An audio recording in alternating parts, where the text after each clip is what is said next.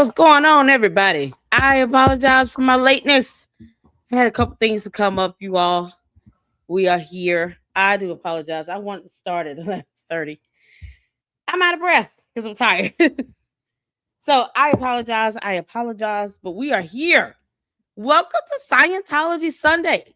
Because we got to talk about it. Shout out to all of you all that are sending me videos and clips and emails. Obviously, the Scientology topic is one that many people are interested in. And then, of course, S File, shout out to you. Melinda, shout out to you. You guys, let's see here. Sent me over someone. S File sent me over a video clip. Someone who was a former um, Scientology member, and it's hooking a sister up. So we can have a special guest come on. I would love to interview her. Absolutely love to interview her. So we have a few videos that you guys sent me of people who were in Scientology, okay? And they want to share their story. So I want to give them an opportunity to do so. That's what this is all about. It's about, putting people out there who have been a part of this that can share their experiences. Y'all, it's a cult. And they have done some horrible things. I mean, the leader's wife has not been seen in public for almost 30 years. You can't make this up. When Leah Remini has to report your wife's missing, and then you still cannot produce her to the public, that's a problem. That's like, the Oompa Loompa, Umar, failing to show proof of life of his mother. I mean, it's like, what is going on? So I would love to interview. If you guys know people who were in Scientology and they want to speak out, yes, they could come up here. Absolutely. Absolutely. So let's see here. I have a couple videos you guys sent me to check out. One of which is from, and I apologize. You guys come on in here, hit that like button. I'll apologize for being so late. Saint got a membership. Shout out to you, Saint. Shout out to my mods. I have the best mods on YouTube. Thank you all so much for your support. I really appreciate it. And my apologies for my tardiness. I had something to come up and I just had to take care of that right quick. It took longer than I was hoping, but we are here. We are here. And let's see here.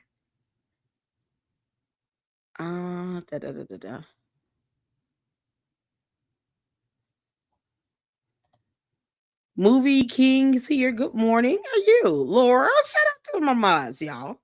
Laura's also my admin here in StreamYard. So at any time you guys need something immediate, she knows how to come up backstage and let me know and raise a red flag. So shout out to you, Laura. How you doing, honey?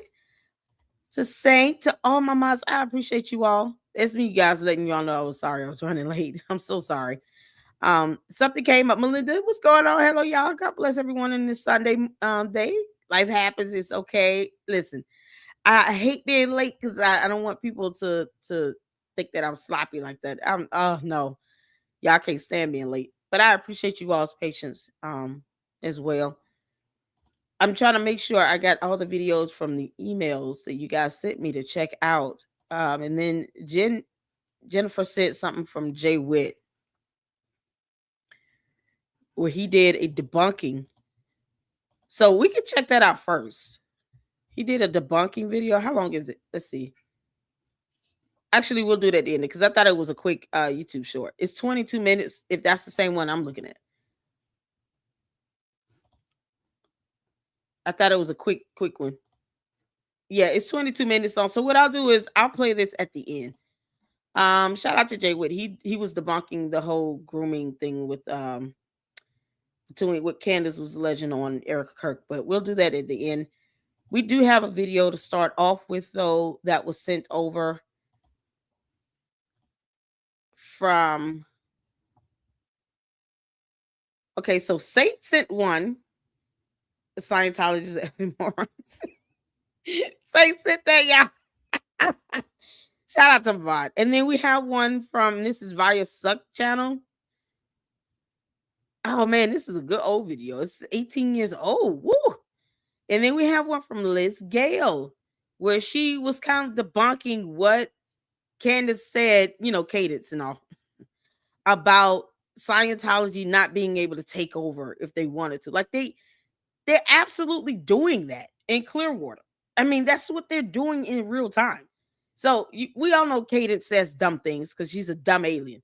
But we're gonna check that video out, and then we have some former Scientologist exposes inside secrets video. And then of course y'all remember Jenna Miscavige with the middle finger.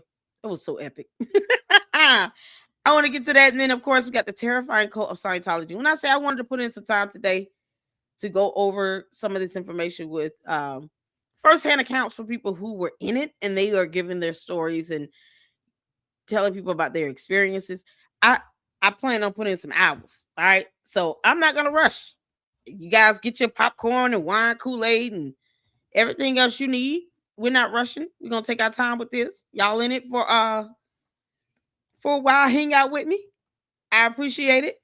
And then after this, whenever Information Man Show decides to go live, we'll hop on over there. But until then, we're in this. We are in this, and we're gonna be focusing on Scientology here. Kyla sent one too. Did you? What's going on, Yabs? Hey, CC, what's going on? How y'all doing? Y'all hit the like button coming in. Hit the like button coming in. Let's get some music on because that's what we're missing right now. Yeah, I have to have some noise in the background. Oh my goodness. If y'all don't hear noise in the background, y'all need to say, like, what's wrong with Lady Luck Club? She ain't playing no music in the background. It's too quiet. Oh, child, what's going on, Mari? How you doing? Hi, LLC. Good catch yesterday on reviewing the text messages where sender and receiver, same person. Yep. Yep.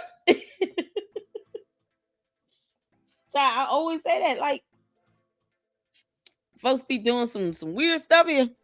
Cadence always fakes text messages. Umar had the same person calling in. Can't make this stuff up. Boy, they just two grifters just trying to just reach for it. You can't make this up. They do some of the weirdest stuff and they expect people not to notice. It's ridiculous. Kyla sent something. Let's see. Okay. Liz Gale is the one that Kyla sent. So Liz Gale is Kyla's friend. And then let's see. S-Files sent something because she says she can and I don't mind whoever wants to come on to the LLC, and a former Scientology member wants to come on to the LLC to talk about their experiences. We are all ears. You understand? We are here for it. Is that the same one? Is it S-Files? Is it the one that Kyla sent? Liz Gale? Yes. Okay. So the one that S-Files sent is the same one that Kyla sent. That's Liz Gale's video. So we're gonna get to that after we get to, because I just want to make sure I'm not missing anything, especially if it's a former Scientology member. Yeah, I want to make sure I play those. Okay. So I think I got them all. For what we're gonna do for today for our Scientology Sunday. So we're gonna kick this off with, this was only like 5 minutes from what, shout out to Saint, what she emailed me. It was just a quick, oh, here's a good little, let's see here. Can y'all see that? What's going on with my thing? My view is weird. Genocide?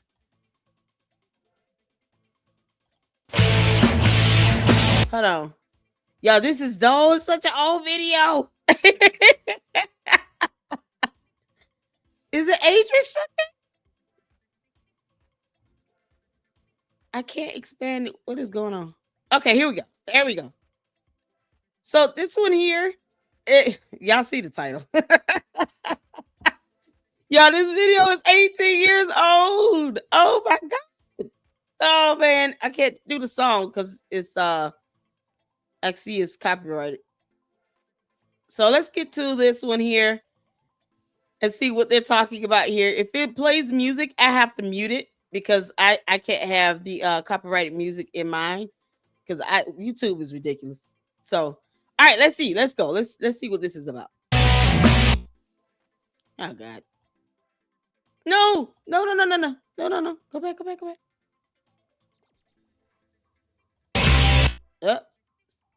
Live from the seventh layer of hell, it's another edition of You're a Fucking Moron. I'm Slugger, and here's your host, Reginald.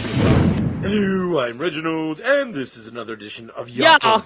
The world is going to hell in a Barbie dream car, and I'm here to point it out. Do you believe in an alien named Xenu, galactic overlords, past lives, and volcanic genocide? If you do, then you're either a 35-year-old male virgin, still living at home, or you're a Scientologist.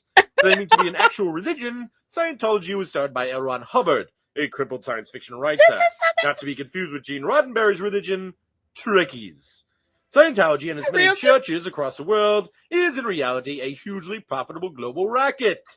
Hubbard himself said, writing for a penny a word is ridiculous. If a man really wants to make $1 million, the best way would be to start his own religion. Wow. Yes, religion. A wonderful concept if only it works. The fact that he was so bold enough to say that. If a man wants to make $1 million, the best way to go is to start their own religion. You can't make this up. Y'all, how true is that? Let's think about how much money these televangelists make. Okay. Y'all remember the one that said I wanted a $50 million plane? That was just for a plane. $50 million can help a lot of communities and build a lot of homes and help put kids in good schools and stuff. $50 million. No, Creflo Dollar wanted that for a plane. So he could fly around. He wasn't saying, I believe in God for $50 million so that we could build up 100 homes for families to live there for free so they don't have to worry about struggling to pay mortgage. No, he wanted that for a plane. And guess what? Somebody gave him a plane. Can't make this up. Y'all, this guy said, if you want $1 million, you want to become a millionaire, start your own religion. Oh my goodness. So he did this for the money. That ought to let you know his intent. Oh, that's so gross, L. Ron Hubbard. Man really wants to make $1 million, the best way would be to start his own religion. Yes, religion. A wonderful concept if only it works. Of course, it worked for Hubbard, using it to disguise such illegal activity as money laundering and tax evasion. Keeping away from child molestation was the only thing to separate it from Catholicism. In the early 1980s, 11...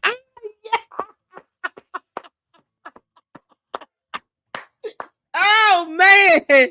Didn't I tell y'all we're going to start talking about Catholicism? Because Cadence wants to believe that Catholicism is the best way to be a Christian, I guess. Never mind all those Catholic priests that be saying kids. I want to know who her priest is. Who she go? Because I can run his background. Like Cadence is the man that you going to and doing confessions with. And he out here touching on children since you can't stand, no one wants kids to be SA. But if you got such a venom and animus towards men doing this, and they claim to be, ministers of the cloth and all this other stuff, you need to start in your own backyard, Cadence. Start with those Catholic priests. Let's start with yours. What's his name? Can't make this up. Top Scientologists, including Hubbard's wife, were for infiltrating, burglarizing, and wiretapping more than 100 private and government agencies in an attempt to block their investigations. Oh, it sounds simply adorable. No wonder Tom Cruise loves them. But just what do you get for giving your life savings to Scientology? Surely it can't all go to those spiffy pins and medals. Oh, no, my friends. Join the Church of Scientology, and you'll know the truth. According to Hubbard, the truth is, well, I'll let Slugger explain it. 75 million years ago, extraterrestrial beings were sent to planet Earth by intergalactic ruler Xenu, who then blew up the aliens with hydrogen bombs in a volcano. Because molten lava just isn't enough to kill those pesky aliens. The resulting explosion caused millions of alien spirits to be released into the air. The spirits were then trapped and brainwashed into believing in God and religion, Christ, Moses, Muhammad, Willy Wonka, and Sade. Today on Earth, all the spirits of these aliens have attached themselves to our bodies and are the root cause of all the false reality. These attached spirits are called body thetans, or BTs. Now, in order to become clear and get rid of all those nasty BTs that are keeping you down, you have to be audited. We do that with something called an E-meter. The E-meter sees all, knows all. It is never wrong. To use the E-meter, you are to hold two metal rods in your hands. Can we just take a look back at the dumb things that Ron Hubbard said? An E-meter that can detect some alien thinking on you. Are you kidding me? When he hasn't even proven what volcano they landed in. What's the name of the volcano they landed in again? Maybe I missed that part. Let me go back. Hold on. I never heard the name of the actual volcano. Did y'all hear the name of the volcano? Perhaps I missed that. Y'all, this has got to be the craziest thing ever. Let me go back. Maybe I missed the part of the volcano, like the name of the volcano.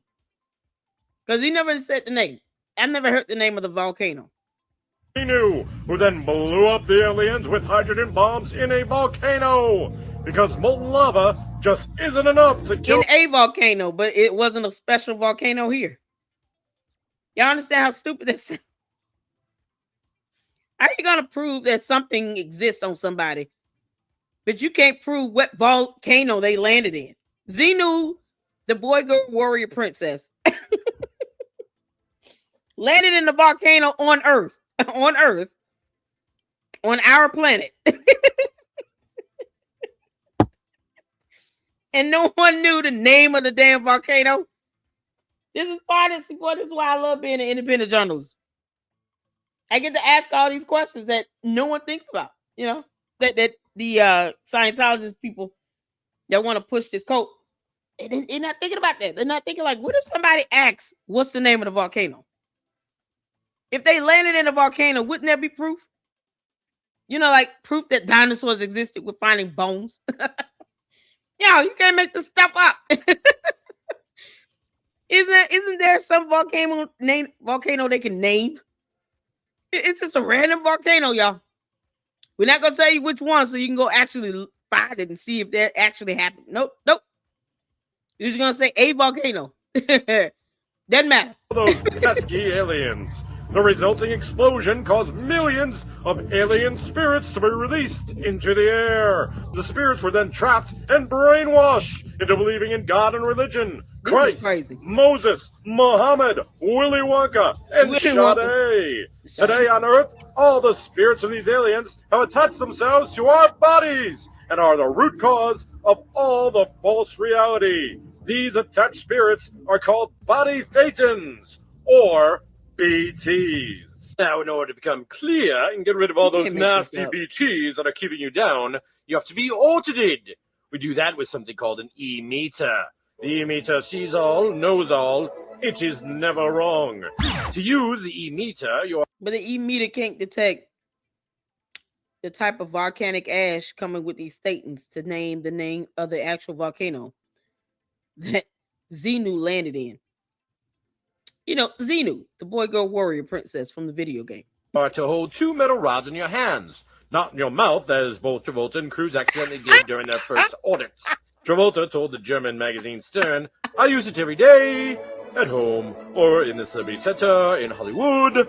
I also take a machine with me when I'm on location. It's a religious device and I enjoy it. I'm always totally refreshed by it. Of course he loves it, and it has two huge rods attached to it. I also attend religious counseling where, with a spiritual guide, I tackle personal problems. Yes, perhaps the problem of being gay? Oh, yes, kids, it's true.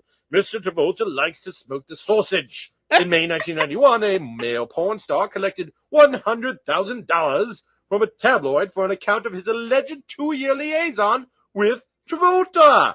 6 months later, Travolta announced that he was getting married to actress and fellow Scientologist Kelly Preston. Can someone say arranged marriage? Well, at least Travolta has his own kids. Cruz is so horrified by the punani that he adopted his. Make money, make more money, make others produce so as to make money. Okay, so this is before Tom Cruise actually got married and had his own daughter. Oh my God. You gotta imagine, does he still claim to be the father of those was it Nicole Kidman's kids? Does he still claim that, like, they adopted children together, right? Is he still claiming to be their father or what? How's that going? You get them in or Oh my why, God. just do it. Cruise must believe in this doctrine as he tried to sway Scarlett Johansson to join the cult. According to RadarMagazine.com, Cruise invited Johansson to dinner when, after 2 hours of proselytizing, Cruise opened the door to reveal a second room full of upper-level Scientologists, at which point the cool-headed ingenue politely excused herself. Johansson was so shaken up by the events that she quit her job as co-star of Cruise's movie Mission Impossible 3. Just how freaked out do you have to be to drop out of a multi-million-dollar payday? We're talking about Black Widow. Scarlett Johansson, right? That's Black Widow. She didn't need his movie. Thank God. What God doing? Look how good God is. She dropped out of that movie, and then she ended up being Black Widow in a Marvel franchise movie, making more than that. Oh man. And had her own feature film. What a way to tell Tom Cruise to kick rocks. About as freaked out as Tom Cruise is of vaginas. Of course, Tom Cruise eventually got Kitty Holmes to join him in his Homo alien odyssey. What? After going missing for 2 weeks, Kitty Holmes popped up as Cruise's new gal pal. Less than 6 weeks after that, they were engaged, with Tom doing his best to act in love. Did y'all know that? They were engaged after 6 weeks? I didn't know that. I didn't keep up with them. 6 weeks? What is the deal with people hopping in these engagements like this? I mean, seriously. 6 weeks. Oh my God. Kitty Holmes to join him in his Homo alien odyssey. After going missing for 2 weeks, Kitty Holmes popped up as Cruise's new gal pal. Less than 6 weeks after that, they were engaged, with Tom doing his best to act in love, even resorting to jumping on couches, as opposed to jumping on men's crotches. Some people, well, if they don't like Scientology, well then, fuck you. Really, fuck you, period. Back at you, Tom Cruise. On behalf of the Lady Luck Club and all the Luxes here, you can kiss our ass collectively. We owe you nothing. And Scientology is a cult. The end. Can't make this stop. Coincidentally, the same statement is commonly made by rabbis towards those that dislike Judaism. Oh, Scientology, a religion made up by a science fiction writer to make money, filled with galactic aliens becoming clear any meters. Oh, how should I put this? Scientologists, you are fucking morons.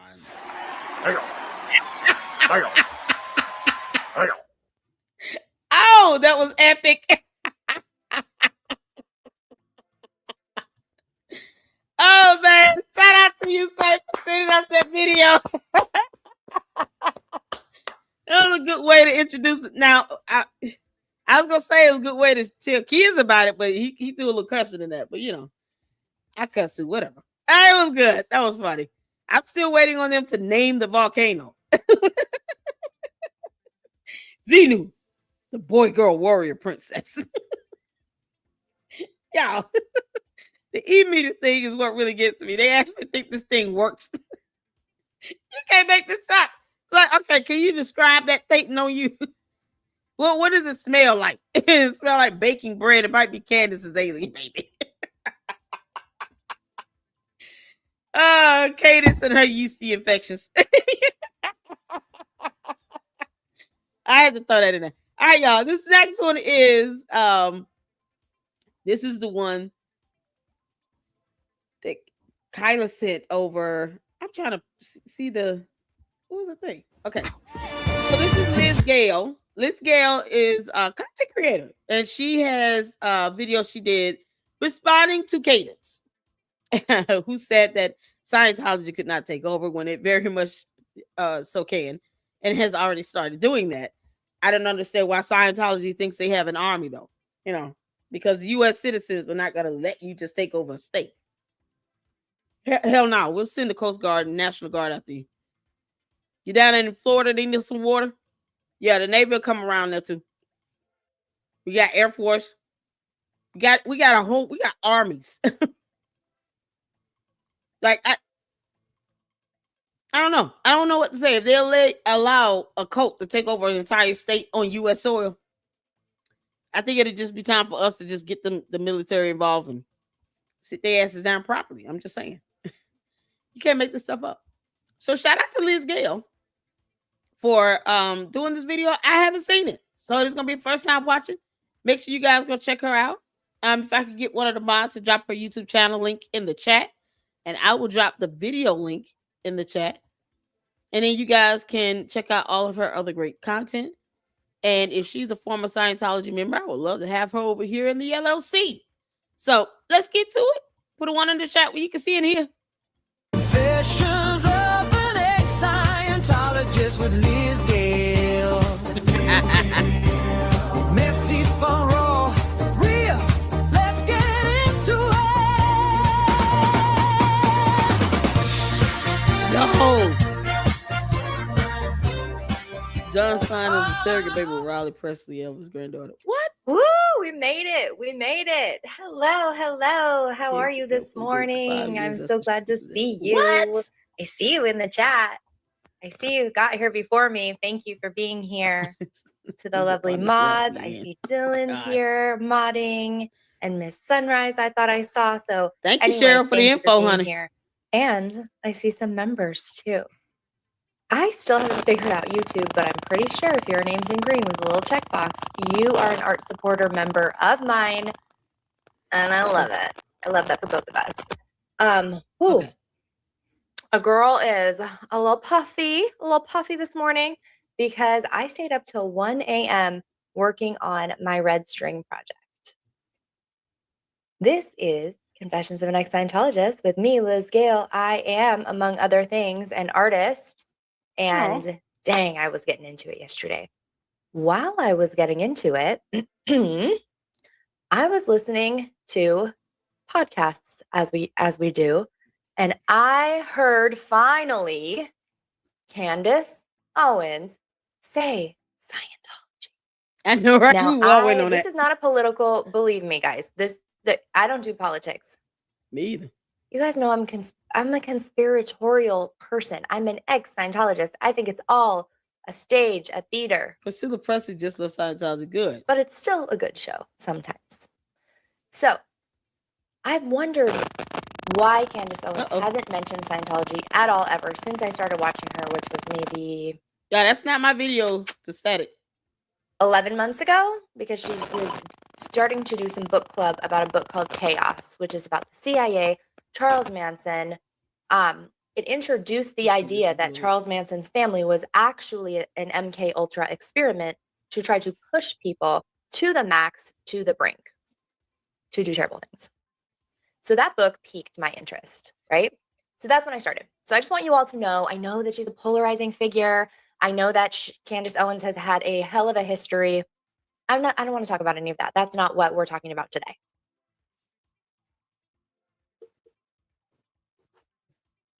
So, okay, my ears perked up when I'm in my studio doing my art. I'm like putting propaganda together. I've got old magazines from the early 1900s with advertisements in them. I'm just in the zone.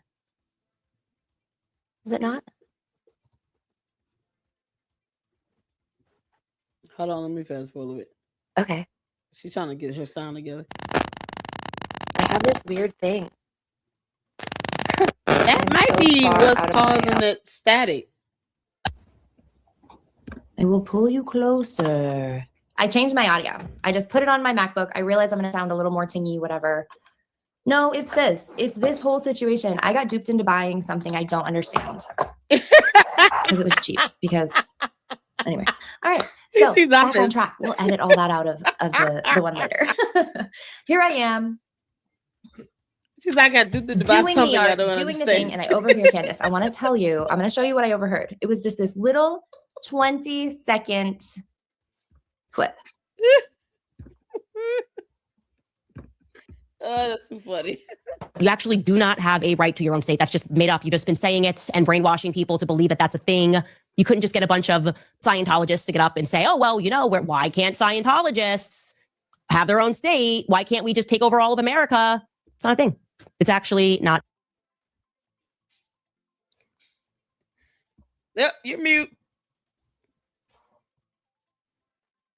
No, she has Scientologists close in her life. I know this. And we're going to talk about that a little bit today. Did you hear what she said? She said Scientology can't just, I don't know, have their own state. Did you guys hear that? Let's listen to it one more time. You actually do not have a right to your own state. That's just made up. You've just been saying it and brainwashing people to believe that that's a thing. You couldn't just get a bunch of Scientologists to get up and say, oh, well, why can't Scientologists have their own state? Why can't we just take over all of America? It's not a thing. Who's going to tell Candace it's a thing? I think we are. I think today. Liz, I'm going to tell you this right now, girl. You know why she said that? Because she watching my stuff, and I said flat out that they taking over Clearwater. And she's trying to debunk me. Candace, you're not smart enough. It's so funny. Her cult members don't understand why she watches me, but she does. Candace, kiss my ass. We are. So, hey, Candace. I don't think she's really watching, but let's talk about how it's a thing. You'd be surprised, girl. Have you heard of this? Let me share my screen here. I have a lot of tabs open, guys. Here we go. Let's let real investigative journalists do the job for us. So this is a Tampa Bay Times amazing website. In fact, let me copy and paste it for you because it has a whole interactive map. Yeah, exactly. Because they want to take over the world, not the United States. Duh.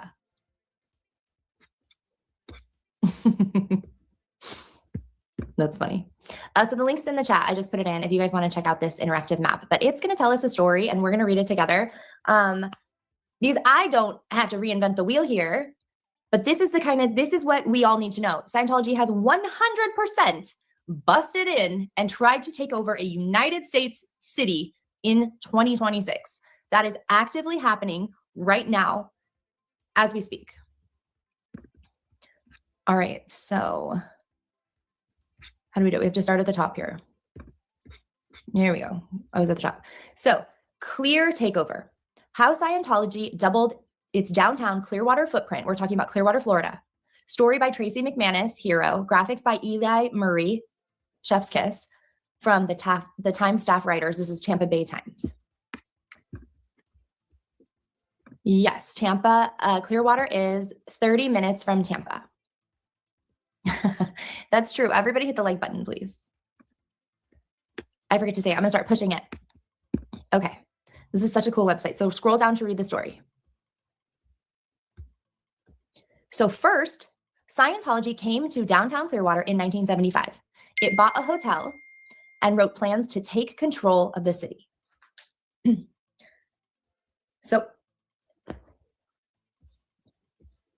there's the building. Had one building at this time. The church's campus grew slowly over decades.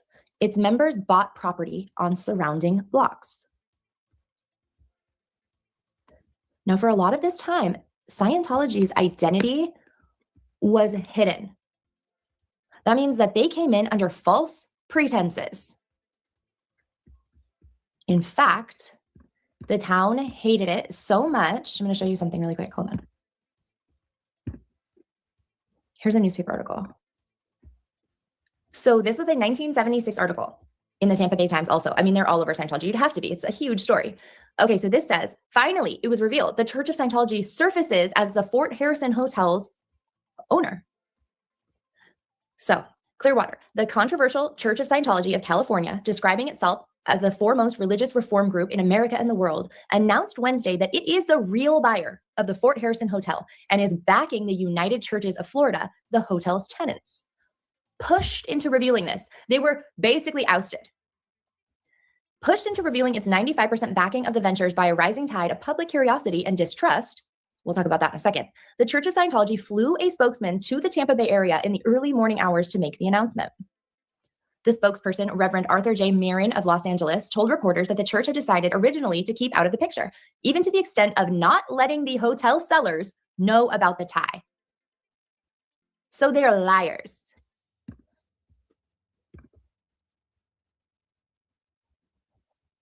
Yes, of course, Journey. Of course, we'll get there. I'm using No, I keep the wondering why Tampa she Bay was Times pausing. now, but She's maybe there's more live since in then. You're this. saying, I'm sure there are. I'm sure there's tons. So hold on. Don't let me pause. Let me go to the actual website because I actually wanted to see that map thing. Here it is. Here, this is the Tampa Bay Times. It's projects.tampabay.com, and I'm gonna put the link in the chat because I wanted to see this map. I think she's live too, so she's talking to her audience. But we have here the Tampa Bay Times.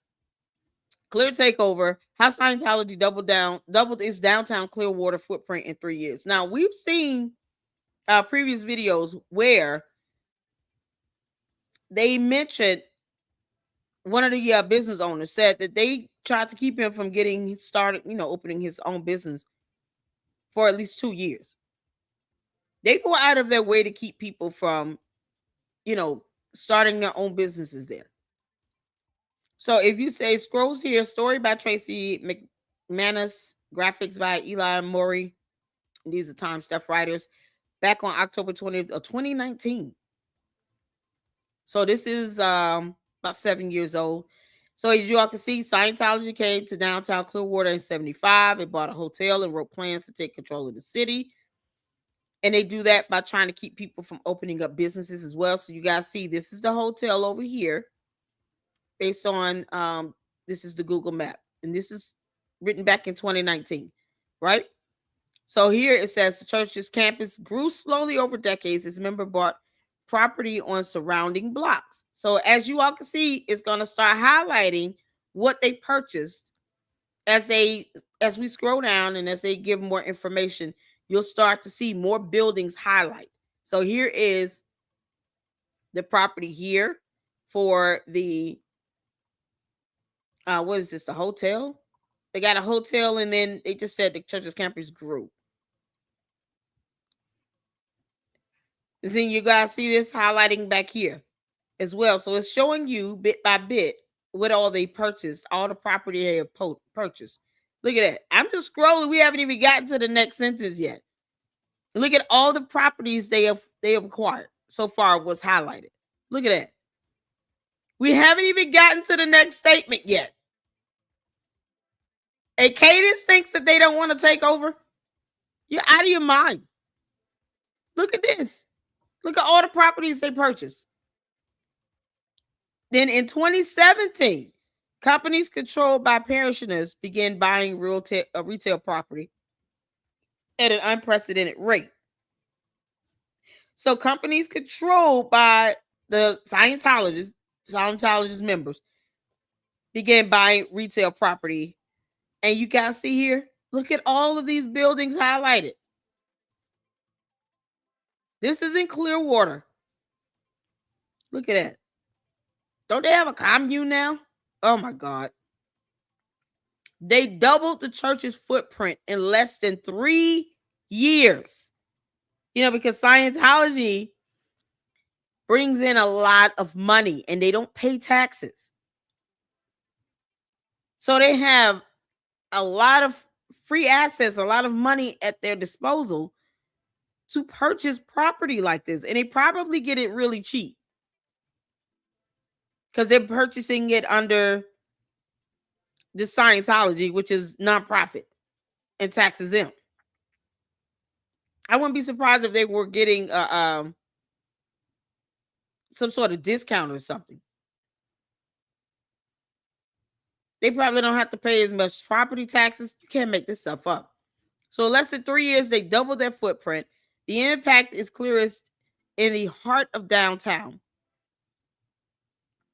Okay, so now it's giving you an outline of what all they own now. Look at that.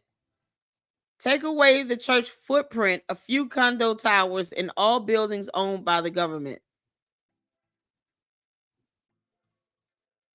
You can't make this up. Look how little is left. Oh, Lord. This is what's left. Y'all see that? This is insane. Hey, Brother Malik, how you doing? What's going on? Cheryl says you have to understand only Sea Orgs live in seclusion, trained in Clearwater, paid $47 for a 110-hour work week. You can't join Scientology in Clearwater. Sea Orgs don't go up the bridge ever. So that's where they go to train at. And that's so crazy. Look how little they pay people. And yet they're able to buy all this property. A realtor says 100% true. The definitely block business. Yeah, they block businesses all the time. Nonprofit can get first dibs on foreclosed government-owned properties. What? And I believe you, realtor. You can't make this up. So if they get first dibs on it, and these are government seized properties, they're definitely getting them cheap. And they tax exempt. Look how little what's left. You can't make this up. Then walk down Cleveland Street, downtown's main artery.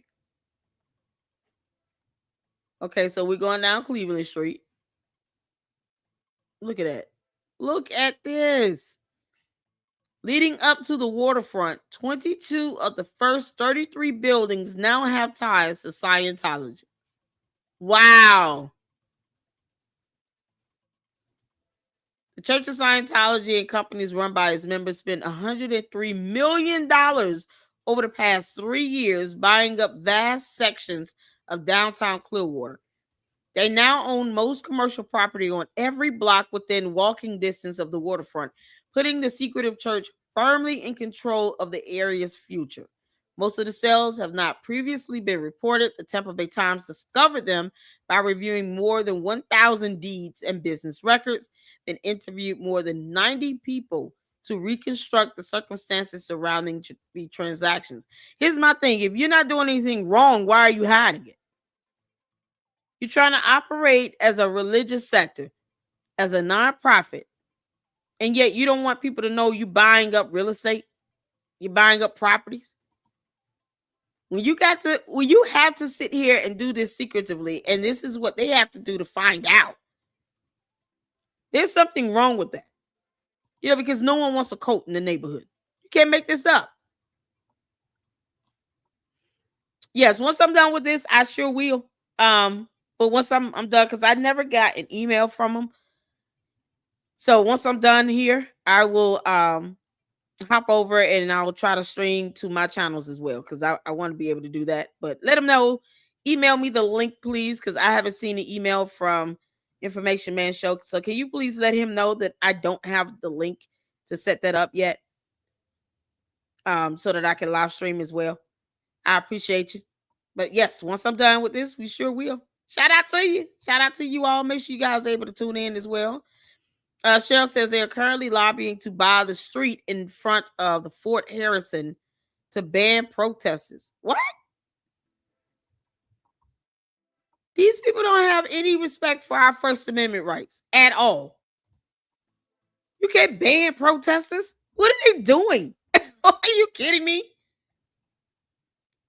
And the government should not sell it to them if they're trying to just, infringe upon free speech and expression. You can't make this up. This is crazy. Okay, so even city leaders said they didn't know the full extent of the purchases until they were shown maps created by the Times. I think they knew. They probably just got paid off. They don't care. The church, its members, and companies they control now own 185. Y'all look at this. 185 properties that cover over 101 acres in the center of downtown. Half the properties were bought since January 2017, almost 10 years ago. The land grab started as tensions grew between the church and the Clearwater City Council. Each had proposed major redevelopment projects designed to lure new business into the empty storefronts that surround the city-owned waterfront and the church's spiritual headquarters. Then the council interfered with a land deal that Scientology demanded for its plan. The church stopped communicating with the city. Almost immediately, a decades-long trickle of purchases by church members turned into a flood. You can't make this stuff up. Since 2017, the Church of Scientology and companies run by its members have bought 92 properties around the center of downtown. The church acquired 3 others in a land swap. So they look at this. The parishioner-run companies is in red. Local government is like white striped. And then the church is in yellow. Y'all look at 2016 versus 2019. So the cult members are helping the cult to purchase up all these properties so that it can keep doing the weird things that it's doing where people are coming up missing and abusing kids and paying slave wage money, but yet wants to infringe upon rights to keep people from protesting. As if we don't have an army. You can't make this up.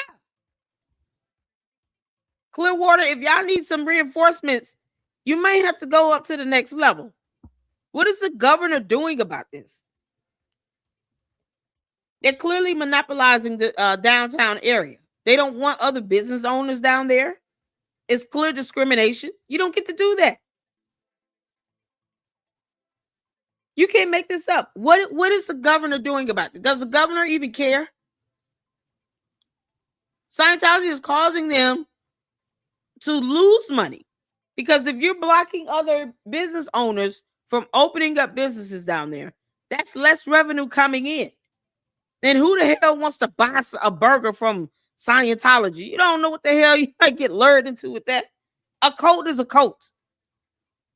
You can't force people to support a cult.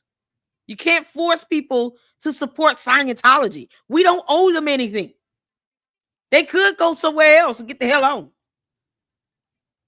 But they're trying to force people to patronize them of some sort by keeping other business owners from opening up businesses down there. Nobody should have to fight 2 years because of Scientologists to open up a restaurant. But yet, that has happened. And now they want to buy up property to infringe upon our rights here as American citizens. They can kick rocks and get the hell out of here if they don't like it.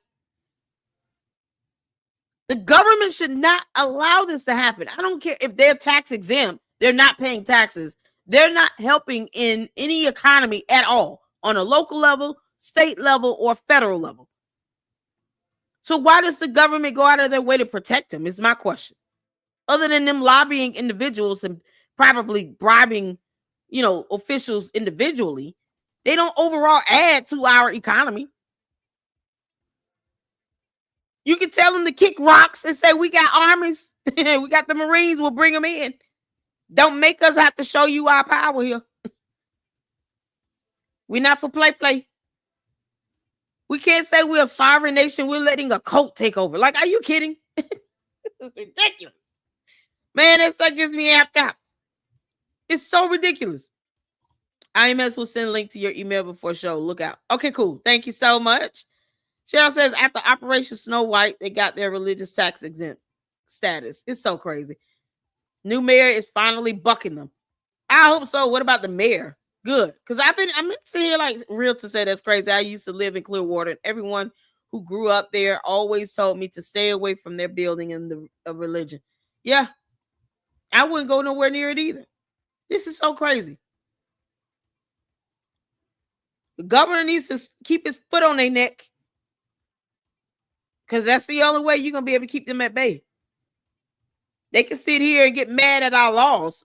Tell them to break them if they want to. And then you can lock their asses up. Like, this is ridiculous. Nearly all of the properties were bought through limited liability companies, LLCs, which are required to disclose their operators, but not their owners. Although that arrangement is standard in real estate, it makes it impossible to know whether the properties are owned by the Scientologists who manage the companies, the wealthy church, or another hidden party.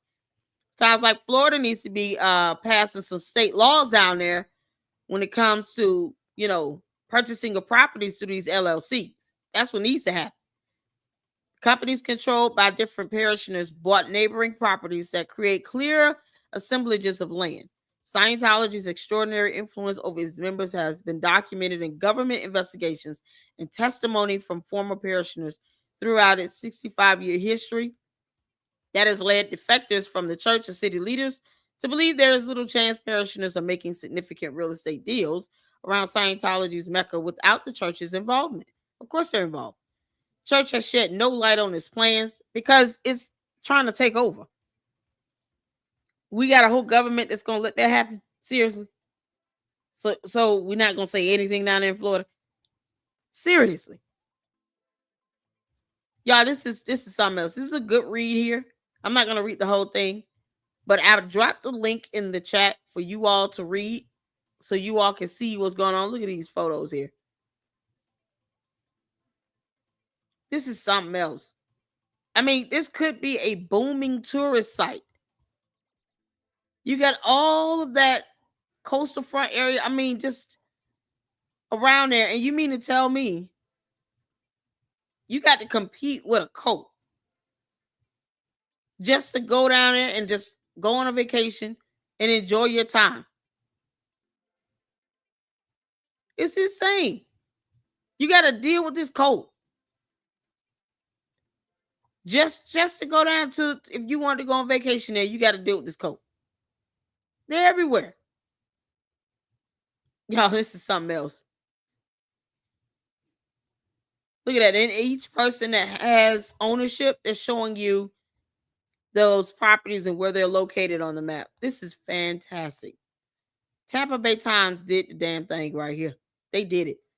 Y'all see this? Some Agami properties, and then it gives you a closer look based on Google Maps. This is fantastic here. Then 3 Zingno properties, and then it shows you where they are. This is absolutely amazing. Look at that. Andros Marina. You all need to make sure you read this. If you're thinking about going out to Clearwater, think twice. Please think twice. Because they're trying to buy up all of Clearwater and take over. You can't even just go down there and just enjoy yourself. You got to worry about that crap. Visitors walk through downtown on a Friday. City officials are trying to make the area a regional destination for food, drink, and entertainment.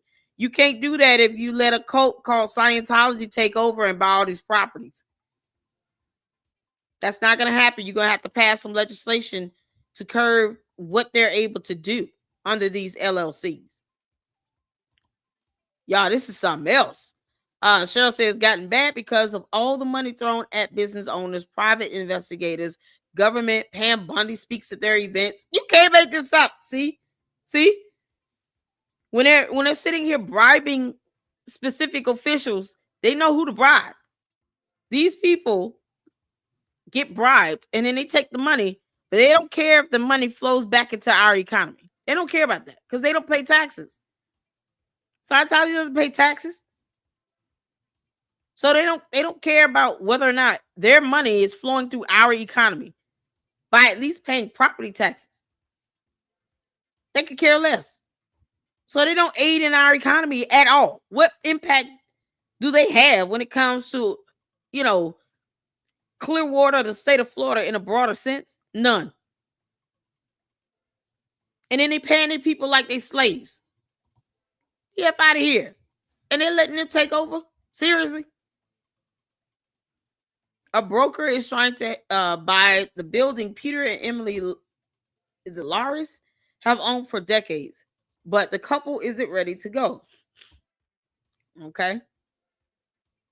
I don't even know who they are. Y'all got to read this. This is something else. So make sure you check out. Let me drop the link again in the chat. We'll get back to the video. Y'all, this is something else. I just wanted to go over here and check this out because it seems like Liz is doing a live stream. So she's answering questions and stuff like that along the way. She also pulled up another article here. We're going to go through this because I want to get to the next video with the interview, you guys. So Clearwater Mayor Gabriel Cazares, publicly incensed by the guard's presence, you just saw that guard, and the renter's evasiveness, he reacted strongly to the Church of Scientology's announcement. Quote, "This confirms what we suspected from the beginning," he said. "They did not level with us. They have misused our ministers. They have misled the public, and they have evaded the truth."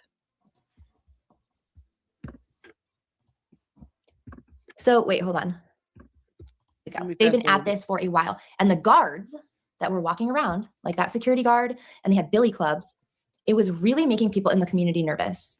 And it was really making people like just uncomfortable. And you could tell that they were lying about what they were doing. Their own police department now.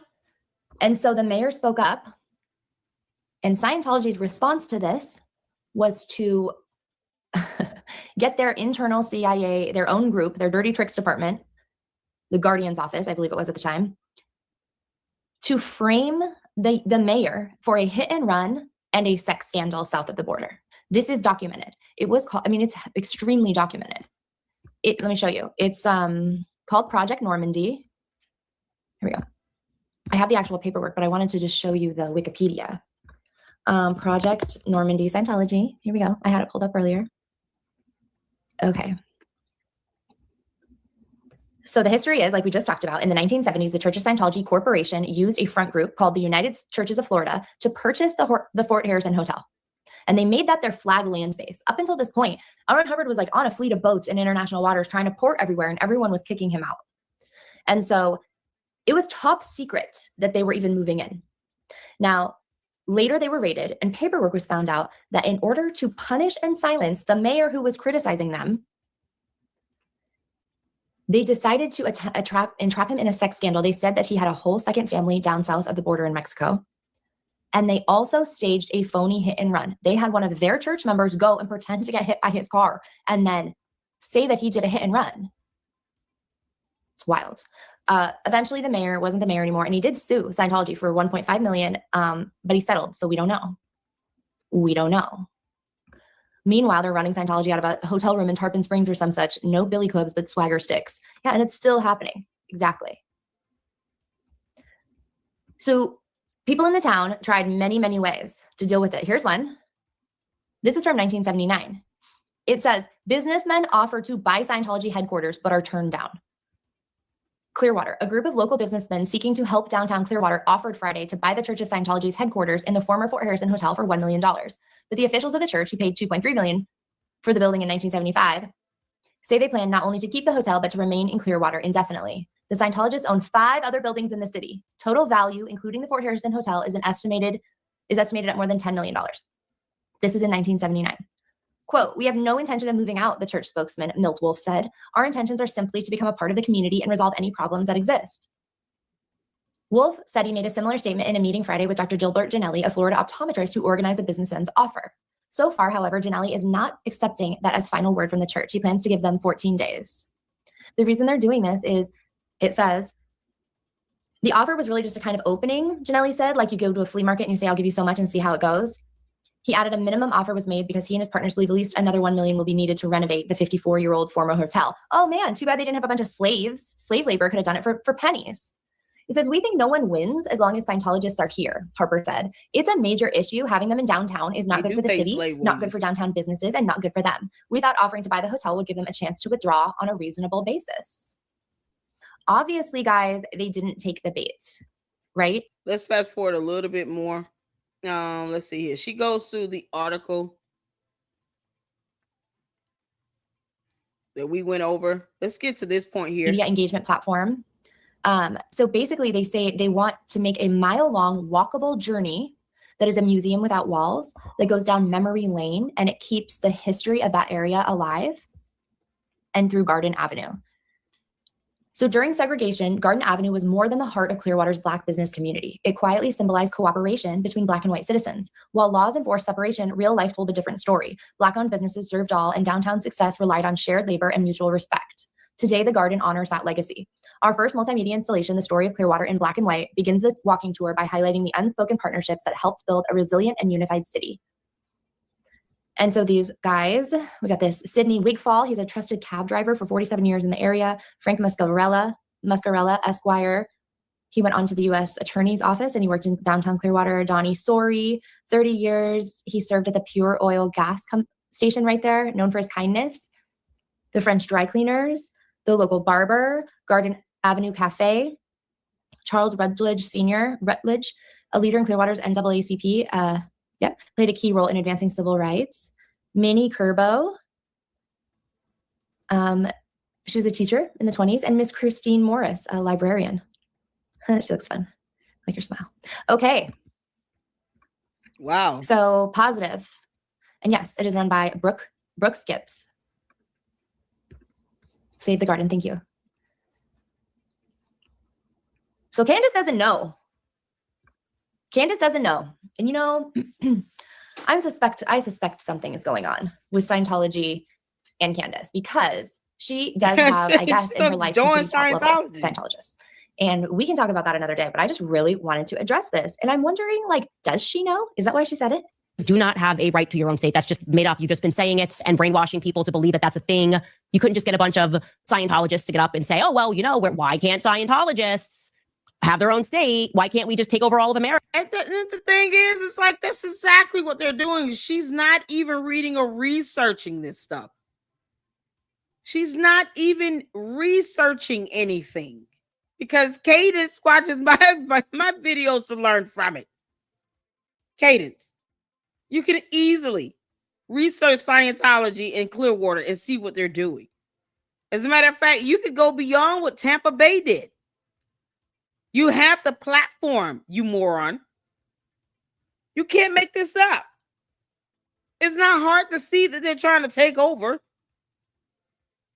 Now, will we let them as American citizens? Hell no. Because, see, they can just try to take over Clearwater, but they can't conquer over the entire United States of America.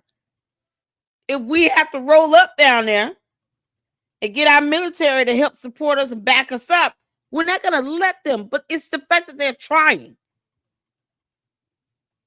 They believe they have the right to do all of this that they're doing. That's why they're doing it.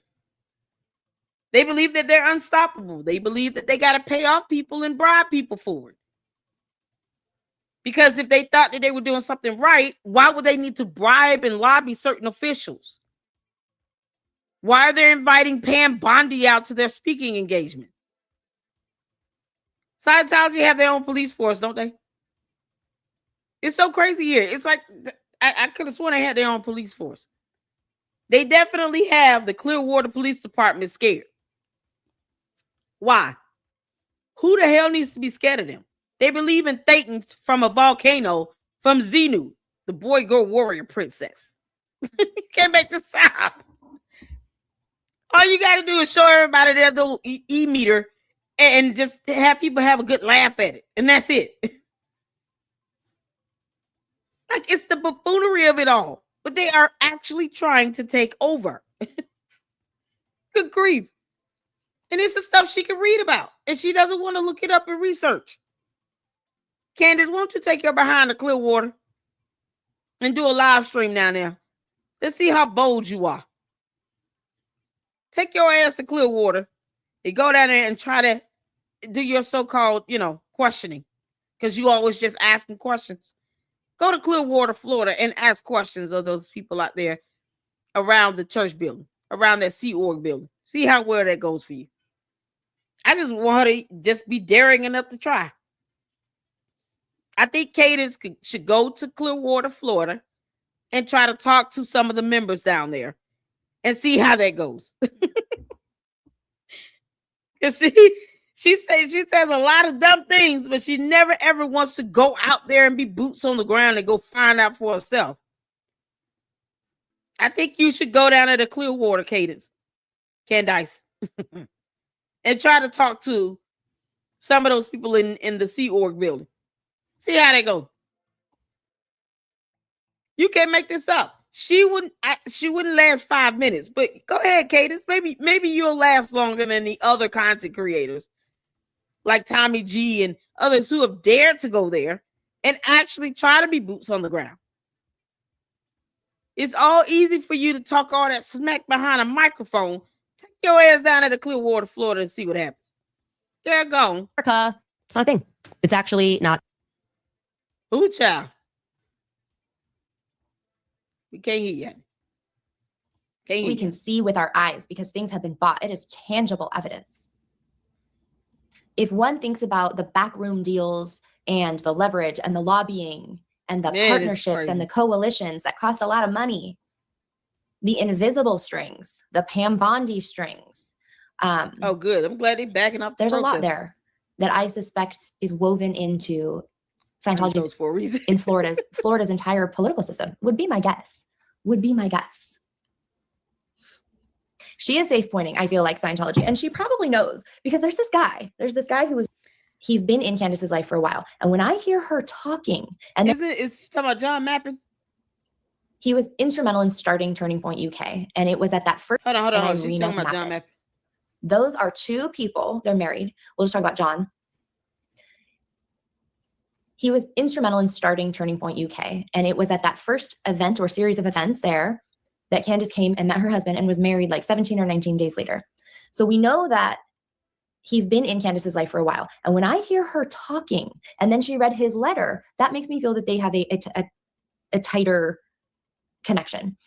And she talks about anti-psychiatry. She talks about anti-pharmaceuticals. She talks about the occultism, worshiping Baal, Satanism, all the things. L. Ron Hubbard's, the sex magic rituals that he was involved in, but she never names him. Imagine describing a menage a trois. You're like, oh my God, guess what I heard? They were having a threesome. Who was it? Oh, it was Jack Parsons and Sarah Northrup. That's only two people. Who's the other person? It's L. Ron Hubbard. Oh, Scientology founder L. Ron Hubbard. Well, that kind of seems important, but she never brings that up. I mean, whatever. So I find this interesting. I do think she, I believe, has been safe pointed by Scientology. And I see in the comments that she's mega Christian. I believe she's mega Catholic. I don't even claim to totally understand the difference or what that means. I would never speak to understand. I never speak on behalf of somebody else's faith. But this is what she said. She's super Catholic.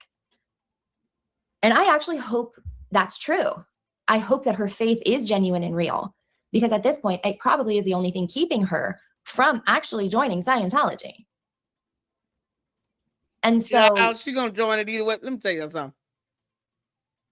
And Candace is the type of person where she goes where the wind blows, okay? Candace, I figure you out. That's why she throws her base red meat and goes after Erica Kirk. Now she's talking about this girl was a possible groomer of some sort. You can't make this stuff up. She's going to do whatever the trend and the numbers tell her to do. That's how Candace operates. If it's going to get her 4 million views in a video, she'll do it. If she's got to join Scientology just to get some more buzz all over the internet, she going to join Scientology. That's what I'm telling you all. I mean, honestly, for her to even mention it now, because she knows I'm talking about it, it's a telltale sign that she's going to start bringing it up a lot more and try to downplay the negatives. And if it starts looking like, it probably will be a cool thing to say, I've joined Scientology just to see what happens, knowing that it's going to capture the internet's attention, she'll do it. Don't put anything past her. Like here in the Lady Luck Club, Candice, we owe you nothing. And you already know that. You're bad at this. You do what's trending. You do what gets you attention. You do what's going to bring in views and all this money. Because nobody pays you the big bucks. That's what you said. Meanwhile, she's trying to get on TPUSA's payroll. And she wants TPUSA to give her a monthly retainer for PR. That's what this is all about for Candice. It's a public relations strategy move. Candice, you might as well just say that you've joined Scientology. It's going to get you millions of views in your videos, and you know it. You're going to capture headlines on the news. Tom Cruise is probably going to call you and come and meet you. She'll do it because it's going to trend. I don't put it past Candice. Y'all know how she is. She go where the money is. There you go. She's in, period. Look, Tom Cruise calls Candice to join. She's in, period. Exactly. She goes where the money is. Exactly. Candice will say, I just joined Scientology and I feel pretty good about it. And blah, blah, blah, blah, blah. She'll be a boost to Scientology, but it'll be a boost to her channel. It'll be a boost to her views. She'll start getting in some of that big bucks. Candice, you get in big bucks. Because then everybody is going to want to do an interview with you. Everybody's going to be talking about it. You talking about nobody pays you the big bucks? You know how to say what you need to say to get money. I don't know why she be lying like hell. Hey, Angie, what's going on? 80% of those buildings in downtown are completely refurbished and empty. Yep. They're just buying it up just to have ownership. They're not doing anything with it. It's not bringing any revenue into the city. They don't want other business owners down there to generate revenue for the city. And they don't pay taxes. So they literally add nothing to the economy in Clearwater or in the state of Florida or in the United States of America. That's right up Candace's alley. I'm not going to help anybody. Let me not be philanthropic at all. But let me be worth $244 million. Scientology is right up Candace's alley. It's just a matter of time before she says she's in Scientology. I don't think it would take much. It wouldn't take much at all. This is crazy. Good job. Shout out to all of you all tuning in. Make sure you guys are hitting that like button. Let's get back to it. Right now, Scientology is doing this whole thing where they're saying you can be any religion and be a Scientologist. Now, they've tried this for a while, but anybody who actually knows that you can do that for a little while, but once you get to a certain point, you have to pick. One thing I have heard Candace say, and it's not an expression that I use, but I've heard her say it, Christ is king. That sounds like a hierarchy to me. I cannot imagine if that is a true belief system, that when you're faced with the choice finally of it's L. Ron Hubbard or Christ, only one is king. I can only hope that it's that faith that would keep her from walking down the path of choosing L. Ron Hubbard and Scientology. Candace, we don't even know if you're a Christian anymore. Like that's how horrible you are. There's stuff you saying and doing, Christ would not condone that. Not at all. Talking to dead people in your sleep, that's witchcraft. You're sitting here alleging that Erica Kirk is a groomer, and then you want to be on their payroll. That's hypocrisy. You can't even stick to one thing. You let your cult members and your tip line dictate where your channel goes, because you know the more salacious you are, the more dumb things sound, the more views you get. That's why it would benefit her to just say she's in Scientology. Financially, it would benefit Candace directly. Go ahead, Candace. We'll wait. And then you're going to tell us you joined Scientology today. Because that's honestly, I'd rather you do that than to be sitting here going after Erica Kirk talking about she's a groomer. You can't prove it. She's going to sue the hell out of you either way. But just go ahead and tell people you joined Scientology. You can't make this up. They're not going to make Candace choose anything. She'll be like Tom Cruise. She'll be the black female version of Tom Cruise. They'll let her do what she want to do. And they're not going to say anything because they know she has a platform.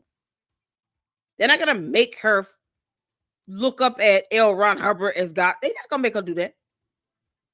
They're going to want her to yield that influence to help boost them up. But they're not going to force her to do a damn thing. Child, please. Tom Cruise is just an idiot. But if he wanted to come out and say, hey, I'm a Catholic as well, they're not going to stop him. And they know it. Candace would be the same way. They'll still let her be a Catholic, say Christ is king, say all the stuff she's been saying that she doesn't mean. And she could be Scientology. Because they're looking at the influence. They're looking at the money you could bring in. They don't care about all that other stuff. It's a cult. They don't care. What they're not going to let her think is that she runs it. Candace, you can't go there, you're a cult leader in your own. But you can't go into another cult think you're going to take over that cult. They're not going to let that happen. Now, David Miscavige be like, look, I'm going to let you do a lot of things, but you ain't going to be able to just come over here and take over. And two cult leaders clashing. Can you imagine? Candace joining Scientology, trying to take over Scientology. As if David Miscavige is going to let that happen. Candace, you have to realize y'all might be able to kind of like be side by side, buddy, but you're not going to be able to like overtake him or anything. It's not going to happen. But if you good with that, you just want the notoriety, at some point she'll come out and say she joined Scientology because she knows it's going to get her some numbers. Because you can only talk about TPUSA but for so long. You can only ride that wave, but for so long. Candace goes where the money goes. She goes where the trending is. She goes what people are now talking about Scientology. Oh, let me go ahead and get into that conversation. This is her way of trying to get into the conversation. Y'all gotta understand somebody like Candace. That girl doesn't think for herself. She follows the trend. She follows the views. She follows the money. She's not original in anything. She's not trying to shed light on another cult. No. But she'll say she's in it if it means her getting a bunch of views and a book and a lot of interviews and making a lot of money. She'll get it. Because who's going to really come at her like, why did you do that? Like, people are scared of her now. People act like they're scared of her now. So I don't foresee anybody coming at her just going in talking about how dare you join. Hell no. They're not going to question her about why she did it. They're going to just let her talk about it. And she knows it. Because she's got a whole cult behind her.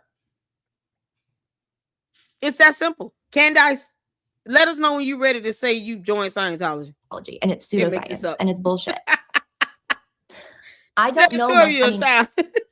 I didn't follow her politically when that was like her main thing. Exactly. The only time I've now really heard her mention politics is she says things like, it's all a theater, it's all a circus. And I do believe in that. I definitely believe that. I believe that the two-party system is a crock of shit and designed to constantly keep people at odds and really never actually get anywhere. And that's a good theory, Bumps. I like that theory. She wants to see here. Y'all know Candace doesn't care about Jesus Christ. She doesn't. Her whole aspect of, bringing up Christ is king and all that is to be emotionally manipulative. She pulling in people based on their faith.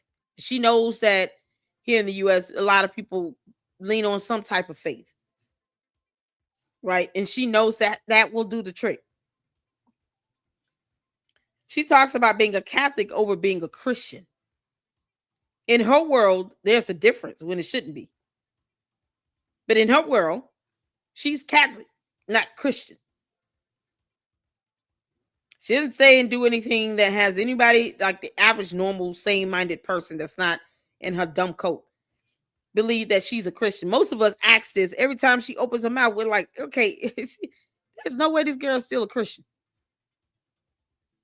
But that could be a good theory right there. If she joins, it'll be because of, I'm just, testing out how this works well with my my views on my channel. She knows that X is gonna blow up, YouTube is gonna blow up, it's gonna be in the mainstream media. She's gonna be headlining for days if she comes out and says that she has joined Scientology. She knows it will work with the media. I'm calling it. I'm telling you all. Candace will do it if it means saving her ass so she can make some big bucks. Because Candace, you can try to challenge me if you want. You end up doing exactly what I say you're going to do anyway. You can't make this up because I see it coming a mile away. Now she utters the word Scientology. Of all the examples to use, why that one? Because she knows it's trending. She knows people are talking about it. It's starting to get a big buzz now.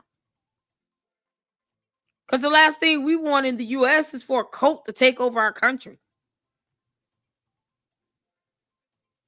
But she knows if she can hop in on that train and monopolize it, she will. It's so crazy. Honestly, challenge any American to tell me that they think that this system isn't corrupt and broken. Yep. There you go. Source. L. Ron Hubbard called himself Source. And I mean, come on, that's like another word. That is king. It is source. It's like, that's you God, think they won't let her right? talk about source. Yeah. So I've put up, actually, I went down some serious rabbit holes, not just from this, but there are rabbit holes to go down from the Turning Point and Candace Owens thing. I mean, I started with this guy, John Mappin. Turns out he bought Camelot Castle in Scotland, and you can go there. It's like not a bed and breakfast, but it's like a hotel. And apparently he has all this art everywhere from this other guy who he recruited into Scientology. It's all very mystical and weird. And some of it has to do with finding Excalibur, which is the sword in the stone from King Arthur and the Round Table. That's crazy. Which is a strangely common, it's strangely weird that a lot of people look for that. It's weird. So that's one rabbit hole. And then you can go from there to Greenland and to Uri Geller, to the supernatural. Like it's just boop, boop, boop, boop, boop. We're going to fall down the rabbit hole like Alice, like I was talking about the other day. And that's kind of where I've been lately. You could see on my channel, I uploaded a couple of like 7-minute videos that kind of have been talking about trying to understand a lot of the new. Candace talking about Scientology. So she knows even just saying it. Look at how it's already raising eyebrows with her using Scientology to make a comparison, right? Candace, you know that if you come out and say you joined, it's going to buzz up a lot. Now, Cheryl made a good point. They're not going to let her talk about it, which I don't think she's ever going to go into detail. Let me be clear on this. I don't think Candace will go into detail. I'm saying she will get offers to do interviews to talk about her joining and stuff like that. I don't think she'll ever go into detail about it because she will not have enough information or the historical context to even do that in the first place. That'll probably be her saving grace, her ignorance. Her failure to read and research will be her saving grace. Because for her to even say they're not trying to take over, it shows she's not researching or reading either. So her ignorance will be her saving grace to keep her from talking about Scientology and what goes on in the, code itself. Like that'll be her saving grace. She's not going to want to find out. But just her joining, the buzz that it'll create with her just saying that she's affiliated with it, that might just be enough and sufficient. For her, it's all about getting a buzz. It's all about getting the views and the numbers. That's it. It's not because she wants to be involved. She could care less. I'm going to tell y'all that right now. She could care less about Scientology, but if she has to align herself with it to get views, to get the numbers, to get the money, to get the attention, because she's a narcissist, she will say that. That's my whole point. She will say she's aligned with it, she's affiliated with it, or she joined. Bottom line, is she going to commit to anything with it? No. Is she going to read about the history of it? Nope. So she won't be able to talk deep about it either way. Let's see. The Duggins are the wealthiest Scientologists. Gave an award to Trump a couple years ago. They got divorced. Trish lives in Florida now. What? Candace doesn't know things. She solely parrots things and she is bad at it. Exactly. Candace, you're still bad at this, okay? You're bad at this. You're horrible at it, really. But she knows that what I'm saying is true. She had to say she's in it. She will get millions of views. That video will probably get more views than her Charlie Kirk video. Hands down. Candace could get 10 million views on a video if she comes out and says that I've joined Scientology. It would not be hard for her to pick up views on that video. Is she going to go deep into it? No. She doesn't know anything to do that. And I'm not even worried about her disclosing information about this cult. She'll never do that because she's not going to read. She's not going to divest energy in it like that. But if she just says that, she knows that's going to be sufficient enough. Yeah, she can join as a public, like a public figure, but when those auditing sessions start to cost her hundreds of thousands of dollars, she's going to those auditing sessions cost thousands of dollars, Candace. She's not going to pay that. Y'all know she ain't going to pay for no auditing session. She's not going to go through all the stuff they do now. No, she's just going to be like, I'm just the face. I'm just the image, I'm just kind of like one of their mascots. Like whatever she's got to say to soothe over the situation, having everybody else wonder why she doesn't have to go through an auditing session. Everybody else does. Unless they lie like hell and say, yeah, we did it. and they didn't do it. You can't make this up. She's not giving up any money. Candace is not philanthropic like that. This is why I always say she wants to sit here and defend Palestine and Gaza and all of that. That's, fine. Defend it. But show how you're philanthropic. Are you sending them resources? Are you sending them supplies? Are you trying to help get people out of that area so that they can get into a home, they can get their kids in school, get some health care, get access to food and water? What are you doing to help them? You want to talk about kids being unallowed, all these things? That's horrible to hear. But what are you doing to help the situation? People don't challenge Candace in that. And her cult members aren't going to ask that at all. They're too busy trying to accuse everyone else of being jealous of her because they're idiots. They're not going to go to her and say, hey, are you going to start, some sort of charity or something to help send money and supplies and resources over there? Can you send them some money? If her cult members start demanding that she starts to contribute towards a cause, guess what she gonna do? Switch tactics and talk about something else. Then she'll come out and say she joined Scientology because it'll just take all the attention off of that. Y'all want me to pledge to give $1 million? Today I joined Scientology, blah, blah, blah, blah, blah. And that's exactly how that's gonna go. She doesn't care. Candace don't care either way. She just want to bring in them views. That's all she's worried about. Shout out to Liz. We're going to go to the next video here. What Scientology agent would... This is a former Scientologist exposing inside secrets. Oh, my goodness. So we're going to check this out. This is on LAD Bible Stories, LAD Bible Stories. I'm going to go ahead and drop the video link in the chat because I want to hear from these former members. You got to hear from them. And then you guys make sure you check out the channel. I think this is the second video we've watched so far since we've been covering the Scientology series. And I just, oh man, it's to hear their stories and to hear their experiences directly. It's very powerful. It really is. And you get a different perspective depending on what they did, where they're located, Leah Remini, of course, is one of the biggest proponents against Scientology now. But I mean, she had her whole family in it and they all came out of it. All of them left. And it's just encouraging to see how, you can get out. But it's just, we know that the horrible things they will do, the threats people have had to face, those are the stories that might not be the same as the next, but they still deserve to be heard. So we're going to check this out. You guys put a 1 in the chat. You can see it in here. Let's get to it.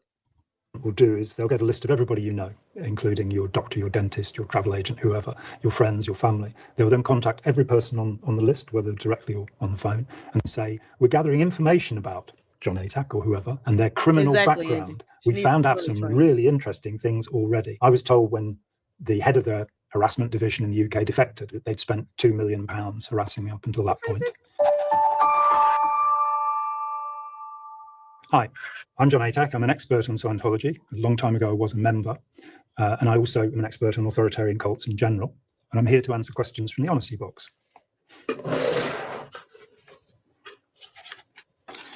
What is a Scientologist and what do they believe? Scientologists are followers of a man called Lafayette Ronald Hubbard, L. Ron Hubbard, and he basically devised a science fiction set of beliefs and techniques. In reality, Scientology is an elaborate system of mind control and thought reform. Scientologists believe that they have lived for 1.25 quadrillion years. The origin story is the idea that we're all individuals completely who separately came together in our multi-billions to create the universe. And we do that at every moment. So the universe is an illusion generated by the people within it, the beings within it.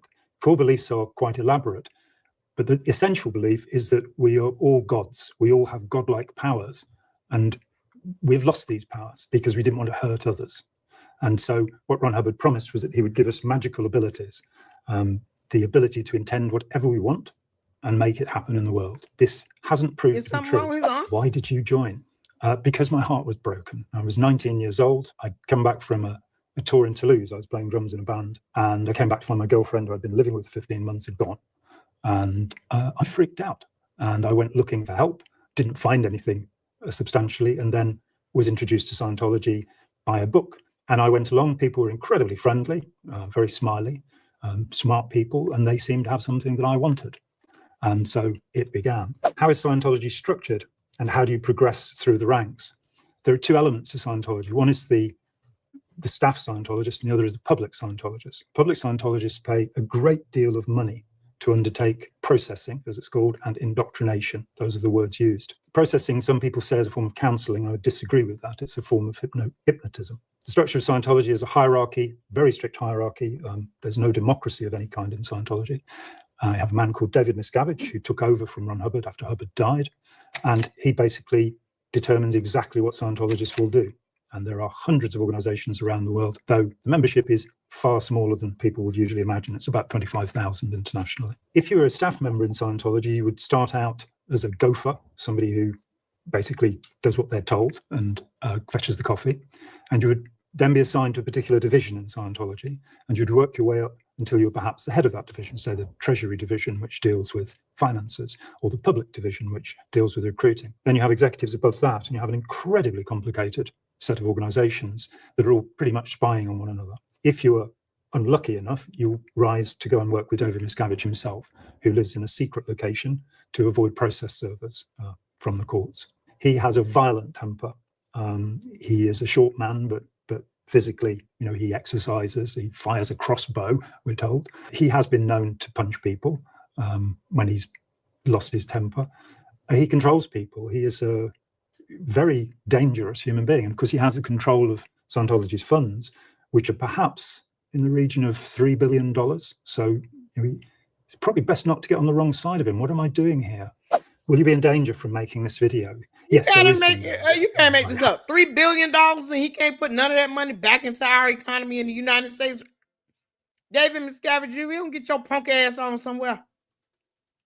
Make this make sense. He can access $3 billion with a B.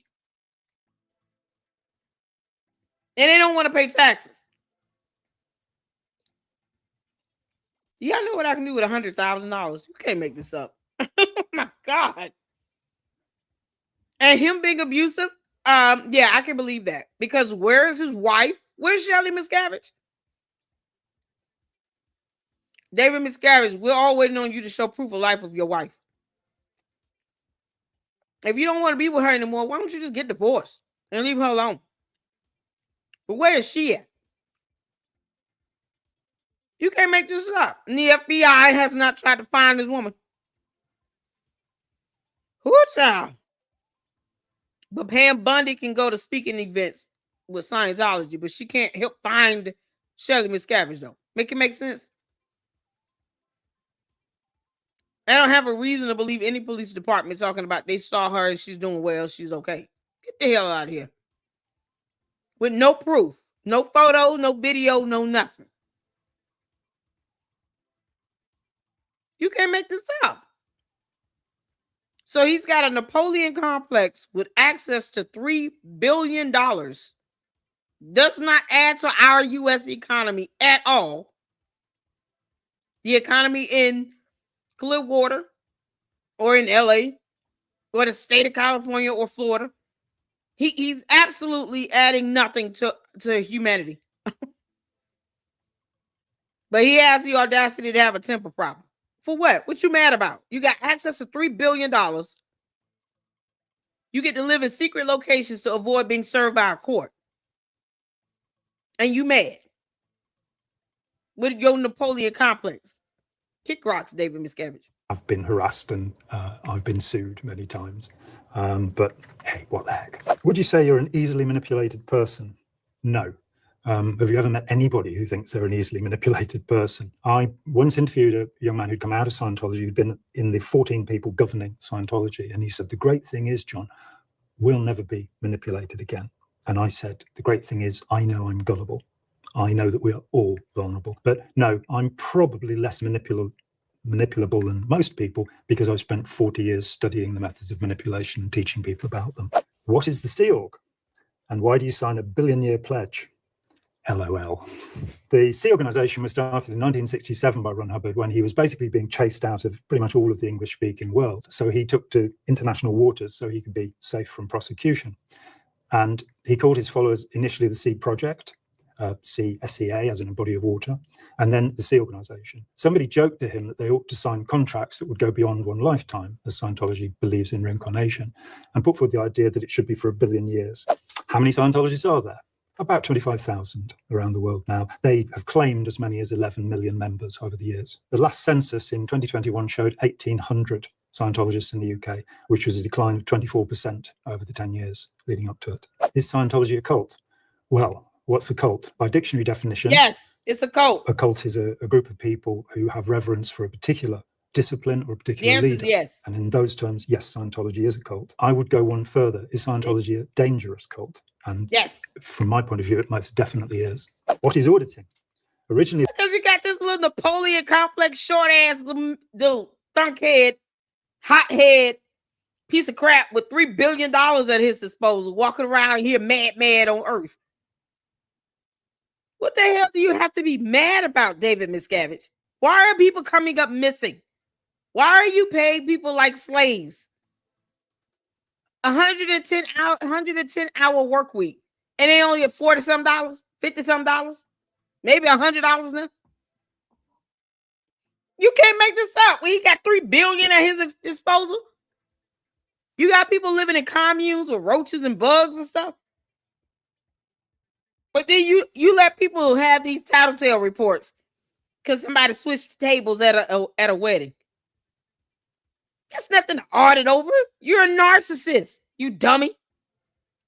David Miscavige can kiss my ass. I don't give a damn about him. the word comes from to audit or listen, but it's basically a set of hypnotic procedures that are used on Scientologists to bring about states of euphoria so that they'll want to buy more. There are counselling sessions, which are called auditing, where one individual will audit another individual as if they were the counsellor and the other person was the recipient of counselling. There are about 2,000 processes that are used, and they vary from straight memory questions, asking you about something that happened in the past, through to trying to get you to relive trauma, which is what was called Dianetics originally. It's a technique that was abandoned by Freud because it didn't work. It made people more dependent upon the therapist. What is an e-meter? The e-meter is a Wheatstone bridge. It basically measures the conductivity of the skin on your hands. It's a part of the police polygraph used in the United States extensively, and it has no value whatsoever.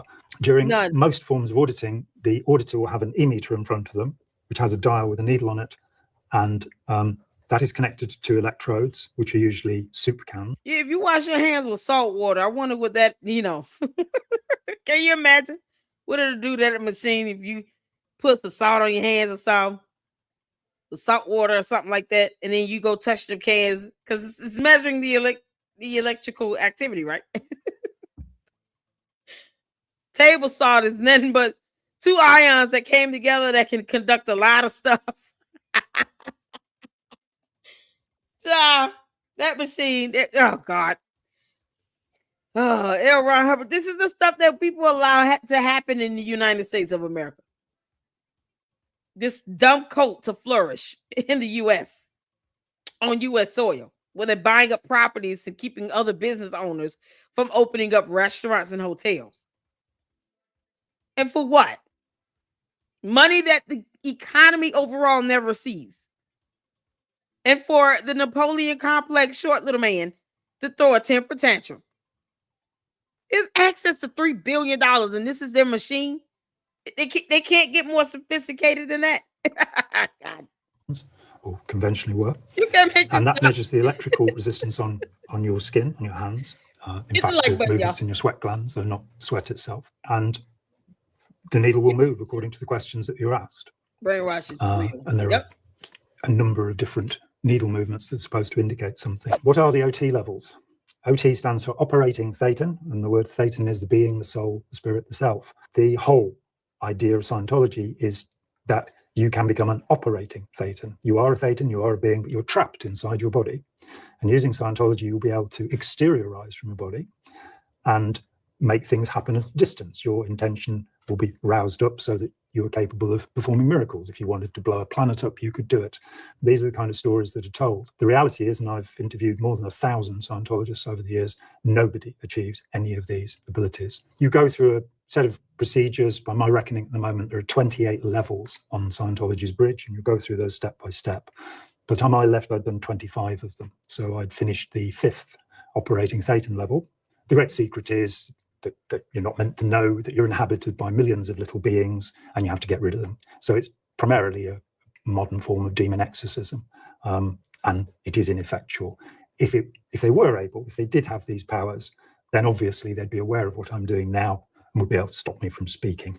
It hasn't happened in 40 years. Should Scientology be classed as a religion? I would personally abstain on the question, because I think it's up to people to decide what their religion is. Should it have special privileges on a religious basis, for example, tax exemption? Absolutely not.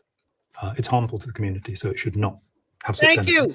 Thank you. They bring in he has access to $3 billion. Yeah, that's what I've been saying this whole time. None of that money flows in our economy. And you got these people that he's bribing. Pam Bondi is too stupid to see.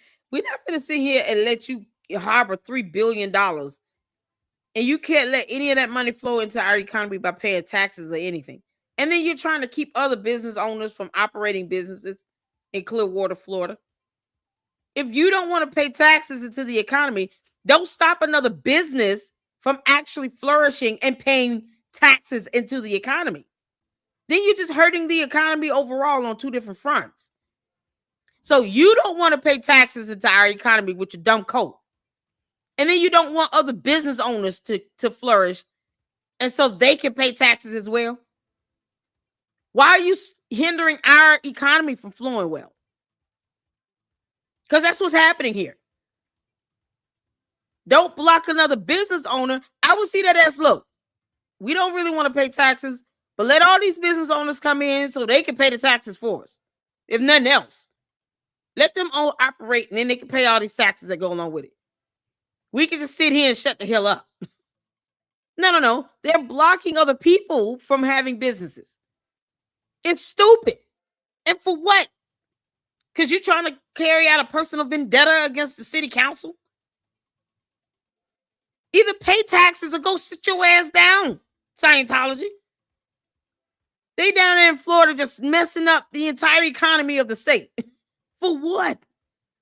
People can't own a t-shirt or coffee shop or a restaurant or bar where they can pay taxes into the economy. But the code of Scientology don't want to do it either. Make it make sense. So you just don't want Clearwater's economy to flourish? Kick rocks. This is what the governor needs to be a lot more aggressive, just as aggressive as they are. We're not going to let a code prosper here on U.S. soil. And think they're not supposed to pay taxes. $3 billion? Man, y'all better kick rocks. That's what the governor should be saying in his speech every day. You can't make this up. Places in the world, particularly the United States, where Scientology has tax exemption. It's exempt from certain taxes in this country as well. This is so you're crazy. Paying for them, basically. How does Scientology handle criticism of the cult? It uses a procedure called fair game, which is to say that if you're opposed to Scientology, you do not deserve to live, and everything can and may be done to silence you. I was harassed on a daily basis for 16 years after I left Scientology and spoke out. There's a process called noisy investigation. It's written up in Scientology and approved by Ron Hubbard. And what a Scientology agent will do is they'll get a list of everybody you know, including your doctor, your dentist, your travel agent, whoever, your friends, your family. They will then contact every person on the list, whether directly or on the phone, and say, we're gathering information about John Atack or whoever, and their criminal background. We found out some really interesting things already. I had this done to me, and my mother-in-law, one of my brothers-in-law, decided to talk to the private detective who'd been sent over from Los Angeles. He traveled as far as Australia to find people who'd known me. It was put about that I was a recovered heroin addict. I've never taken heroin in my life. I was a rapist. I'd attempted murder. I'd molested children. These are standard stories that are told about critics of Scientology. They're made up. I was told when the head... So John Mappin lies like hell for fun now. Is that what I'm hearing? Scientology cult members just lie like hell for reasons because they don't like rejection. Nobody wants to be in your dumb cult. And then they're going to make up a bunch of lies. Oh, and they have mercs. They're murderers. Horrible things happen to people because you said something they didn't like. Because free speech in the First Amendment does not apply to them. They don't like our U.S. Constitution. They don't like people protesting. They don't like people coming up against them. Because low self-esteem and confidence and all.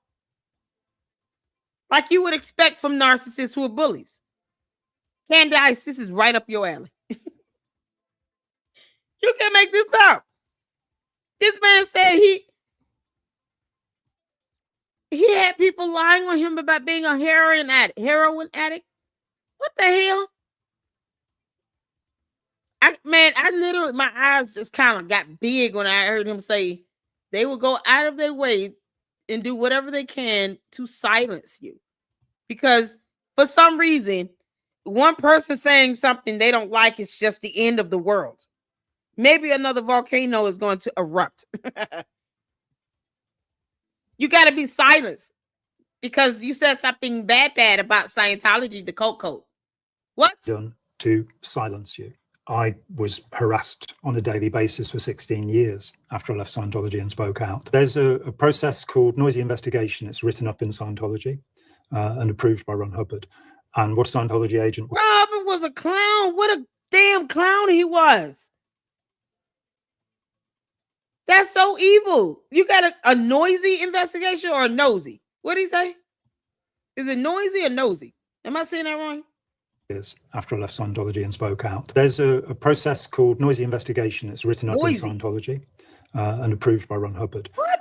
And what a Scientology agent will do is they'll get a list of everybody you know, including your doctor, your dentist, your travel agent, whoever, your friends, your family. They will then contact every person on the list, whether directly or on the phone, and say, we're gathering information about John Atack or whoever and their criminal background. We found out some really interesting things already. I had this done to me, like and my mother-in-law, one of my brothers-in-law decided to talk to the private detective who'd been sent over from Los Angeles. He traveled as far as Australia to find people who'd known me. It was put about that I was a recovered heroin addict. I'd never taken heroin in my life. I was a rapist. I'd attempted murder. I'd molested children. These are standard stories that are told about critics of Scientology. They're made up. I was told when the head of their harassment... You can't make this up. And then they go and forge documents to try to substantiate all of this. Because if you go and try to look to see if there's a real criminal record, what are you going to find? So they have to forge these documents and make this stuff up. And yet they don't go to jail for forgery, for fraud. And then you can imagine, okay, if this is what happens when you say something out loud, imagine trying to sue their ass for defamation. You see why this cult cannot flourish in the United States of America. They don't care about our constitutional rights to free speech and expression or the right to protest. They don't want to pay taxes. They don't want to add to our economy. What the F? They act like the bullies. This is crazy. Division in the UK defected after a conversation with me. And she told me that they'd spent £2 million harassing me up until that point. It was incredibly destructive. It took me 17 years to recover my physical health. All through litigation, they sued me in America, they sued me here, and through legal costs, I was bankrupted. My marriage fell apart, my health came apart. It took me about 17 years to get back to a place where I could... Are you asking me if they copyrighted this? Someone copyrighted a religion called Scientology sucks, can stop them from using Spotlight. Are you asking me if they copyrighted that? You asked me to respond. I don't know. Did they copyright it? I have not heard of that. If I'm not mistaken, this is one of the men who were locked in the basement of the international base for weeks with a bucket and made to count molding books and document the count. What? They kidnapped a disabled woman out of Oklahoma to get her SSI check.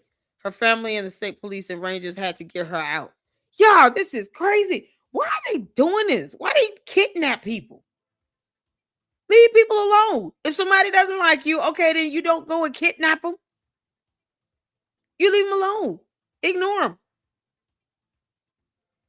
Good grief. What type of upbringing did L. Ron Hubbard have? He was one of those kids where he never got his ass whooped. You can't make this up. They put her sister in the hospital in a coma. Oh my God. I don't know if you're asking me to what you respond to. Respond to something. I have no idea what you're talking about, Linda. You asked me. I don't know what you're asking me. They just drain resources, never contribute. Exactly. It seems like that's what's happening. Yeah, this is crazy. Good. Stand up again. What is the Celebrity Centre? The Celebrity Centre was started by a woman called Yvonne Gillum, who became Yvonne Jensch in Los Angeles. They can't handle in the 1970s. And the target was to find celebrities, recruit celebrities, and use them to promote Scientology. That's how John Travolta and Chick Corea and quite a lot of other people became involved. It's worth saying that as many celebrities as they've managed to keep hold of, they've also lost. So Van Morrison, for example, and Leonard Cohen were both briefly involved in Scientology. There is a rule within Scientology that if you upset a celebrity, then you are in trouble. So these people are treated with kid gloves. Candace, see? Nothing can happen to you if you just come on out and say you joined Scientology. Oh my God. You know, Candace loves to dox people. That'll be right up her alley for real. These people commit real crimes and never answer for it. You got to have multiple police departments go and get somebody out and they don't go to jail for the rest of their life. That is a problem. That is a major, major problem. You can't make this up. The moment he said they go out their way to silence you, as in taking a person's life, you know, so they'll be willing to commit murder and unaliving people. Yeah. Because we're still wondering where's Shelley Miscavige, right? This is crazy. What happens to children inside the church? That's variable. If you are born to a family who are public Scientologists, then you may have a fairly normal upbringing in that you'll be in society and you'll go to an ordinary school. But you may also go to a Scientology school where the principles of Scientology will be used in your education. This is not very effective. I've spoken to children, adults now, who grew up in this organization, where there'd be one adult looking after 80 children. About 50% of the kids who grow up in Scientology will leave. By the time they're 16, they will not want to stay. Quite a lot are thrown out if they cause any sort of trouble. They'll just be got rid of. What is a silent birth? In Scientology, it's expected that women will give birth without making a noise. Hubbard put forward the idea that if we're knocked unconscious or during unconsciousness, we're still recording what's being said around us, and this can act in a kind of moronic way through the hypnotic mind, what he called the reactive mind. What? And so he put forward the idea that birth should be in silence so that the baby doesn't receive what he called engrams, these traumatic. You can't make this up. You cannot make this up. The baby is listening to what's going on in the womb. You know, if you put headphones on your belly, the baby can still get those sound waves in there. Sometimes that's how the baby identifies with the mother. Because, you know, the entire time the baby is growing in the womb, it can recognize the mother's voice, certain distinct voices around them. Babies aren't dumb. This is coming from somebody who never went to medical school. L. Ron Hubbard did not go to medical school. The hell he talking about? You can't make this stuff up. It's his defying science. Memories. It's a nonsense because the reality is, and we know this, that we don't register memories when we're unconscious. We're not physically capable of it. It's demonstrated by if you ask a boxer who's been knocked out what happened. I mean, it goes to science. L. Ron Hubbard did not read a science book. Did he fell out of school? He must have flunked out. You can't make this up. He didn't use science or logic at all. Jesus Christ of Nazareth. The 10 seconds up to him being knocked out, he won't remember. Do you have to pay to be a member? And if yes, how much? Yes, you either go and work for them 90 hours a week on a rice and beans diet where you're no longer allowed to have children. You're forced to have abortions, in fact, these days. Or if you're forced to have abortions. And these people sit here and try to appeal to those who believe in abortions. These same conservatives that go around saying we don't believe in abortions. They actually force people to have abortions. And they go and lobby conservative politicians and stuff who don't believe in abortions at all. Pam Bondi is speaking at their events. You can't make this up. And she doesn't care that they will go out their way to unalive somebody. But Pam Bondi will go speak at their events. See, they know who to mess with and who not to mess with. Pam Bondi will go at a speaking event for Scientology. But meanwhile, women are being forced to have abortions there. Is Pam Bondi going to say something about that? You can't make this up. Y'all, this is crazy. When is John Mappin going to have a candid conversation? Candice, they're forcing people to have abortions in Scientology. Are you going to say anything about that? She probably won't care. She won't have a problem with that at all. She'll probably just come out and say, well, that's a lie. They don't do that. Can't make this up. To have abortions, in fact, these days. Or if you've got the money, you pay for it. And the prices are very variable because you pay by the hour. To get through all of Scientology, you're probably talking goodness in the region of £500,000 now to get to the level that I got to. I didn't pay that much. There's a prohibition on free Scientology. The idea is if you're given something for free, you won't appreciate it, so you should be charged. At the moment, I'm not sure what their highest price is, probably about. No, because it's just the way that they make money. Because they scams, it's a scam artist. If you're giving something for free, you won't appreciate it. Try my luck, David Miscavige, Yola Napoleon, angry little ass. Try my luck. Why don't you try that theory? Give me a house for free and see if I won't appreciate the hell out of it. You can't make this up. Who told them that? They had to come from a demon in hell. $500 an hour to sit in one of their sessions. It's a way for them to make money. Recruiting is free. Once you've been recruited, they'll sell you a £5 or £10 course. And they'll say, we've got lots of these courses. You don't have to do the expensive courses. But as soon as they can, they'll put you into a hard sell situation. And the presumption you just force somebody through to the next level. I've met people who borrowed hundreds of thousands of pounds so they could do Scientology and then found they couldn't repay it. And of course, they'd be told by the registrar or salesperson, Scientology will increase your abilities so much that you'll be able to earn this money in no time. It's not true. I met one guy who'd spent $400,000 in a week. What? And at the end of the week was admitted to a hospital with a heart attack. I'd probably have a heart attack if I'd spent that much money. What do you know about... Wait, who is this person spent $400,000? $400,000? And they don't pay taxes on this. I just want y'all to be reminded, they do not pay taxes on that money. All they sales, they don't pay taxes on it. But, they'll go and kidnap you if you get mad about it. You can't make this up. Shelley Miscavige is David Miscavige's lawful wife. She went missing years ago. Nobody knows where she is. She's not made an appearance in years. This is crazy. The journalist Tony Ortega has been trying to find her. And as yet, we have no idea where she is. She is one of the disappeared.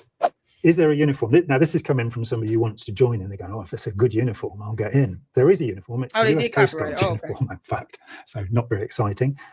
Members of the Sea Organization wear this uniform. Did you hear what you said about Shelley Miscavige? Nobody knows where she is. She's not made an appearance in years. The journalist Tony Ortega has been trying to find her. And as yet, we have no idea where she is. She is one of the disappeared. Is there a uniform? Now, this is coming from somebody who wants to join in. They go, if it's a good uniform, I'll get in. There is a uniform. It's the US Coast Guard uniform, in fact. So not very exciting. Members of the Sea Organization wear this uniform. So they also wear campaign ribbons, which is against the law in this country and in the United States. But no. What the hell? Wait a minute. Wait, what? So they're impersonating the military? What the heck? Do y'all see the flags? Members of the Sea Organization wear this uniform. So they also wear campaign ribbons, which is against the law in this country and in the United States, but nobody prosecutes them for it. Wait a minute. They don't get, of course, they don't get prosecuted for it. You can't make this stuff up. Y'all, look at this. Look at these ribbons. You see this on decorated servicemen. You don't see stuff like this. This is so crazy. This is what these officers in Scientology, the Sea Orgs, wear. And they have all these decorated ribbons, like they're high-ranking Marine Corps or something. You can't make this up. Hey, Magnificent, how you doing? The Sea Orgs wear uniform. I just posted the link to the Scientology videos. It was copyrighted. Okay, so you were trying to tell me it was copyrighted. I got you. Okay. You can't make this up. I actually saw a video of it. How will you earn it back? There's no way to earn a penny back. Exactly. So that person just gave up $400,000 and they have no way of getting that money back. And yet they let people walk around like this. So they're impersonating the military. Because they're not members of the military. That Sea Org thing is part of a cult, not a part of our U.S. Armed Forces. This is how they walk. They walk around with these ribbons on them, like they're real military person, like they in the military. You can't make this up, and they don't face prosecution. Pam Bondi, you suck. You should be charged with a lot of things for letting this happen. You go speak at their events and you don't even think to ask about this? You can't be this daft, Pam Bondi. You're an idiot if you sit here and let these people impersonate our military with these damn ribbons in a coat. You can't make this up. They also wear campaign ribbons, which is against the law in this country and in the United States, but nobody prosecutes them for it. They're not actually for having fought battles or been wounded or anything. Can you be a Christian and a Scientologist? No. Hubbard frequently said that you could practice any religion and be a Scientologist, but you can, of course, only practice it if you believe in reincarnation, if you believe you've lived on other planets, and if you're willing to accept as you get further into Scientology that Hubbard dismisses Christ as an implant. Christ is a hypnotic invention. There never was a Christ, according to Hubbard. He also says that heaven is a fabrication and that the crucifixion and Christ is just a control mechanism. At the very end of his life, a control mechanism coming from a cult leader who will have you kidnapped because you said mean words that they don't like. You'll come up kidnapped and missing. Probably unalive to murk. Because you said something they didn't like. They take your money from you by saying, oh, you want to appreciate free stuff. So that's why we charge you for every little thing. But yet, they make people work over 100 hours in a week and only give them $100 for a week. Slave wages, because for some reason, you're not supposed to earn money either. It's so, man, this is so disgusting. But oh no, if you believe in heaven, you're being controlled. Coming from a cult leader that controls people with fear. Fear that they're going to come after you. Fear that they're going to kidnap you. Fear that they're going to take your life. You can't even protest. They get mad at protesters, because reasons. As if we don't have constitutional rights and protections here. They act as if they override that. And yet, if you believe in heaven, you're being controlled. It's just a control mechanism. Boy, the hypocrisy of it all. Y'all know narcissists don't compute hypocrisy. They don't care about hypocrisy at all. Narcissists are narcissists. They only care about what they think and what they want. If you're willing to accept as you get further into Scientology that Hubbard dismisses Christ as an implant. Christ is a hypnotic invention. There never was a Christ, according to Hubbard. He also says that heaven is a fabrication and that the crucifixion and Christ is just a control mechanism. At the very end of his life, he released and it only came out 2 years after he died, and only a handful of people saw it. But he wrote a thing where he claimed that he was himself the Antichrist. So if you're a Christian and you want to... I can believe it. You know what the Antichrist is? In hell. So it's not far-fetched to say for L. Ron Hubbard to go to hell. I mean, he believes he's the Antichrist, exactly where he is. Go to hell, L. Ron Hubbard. That's what the Antichrist would be anyway. Y'all, this dumb cult does not believe that Jesus Christ is a real person. As if he never walked this earth. They believe that heaven is a way to control people. And L. Ron Hubbard believes he's the Antichrist. Because the devil is the one that gives rise to this Antichrist.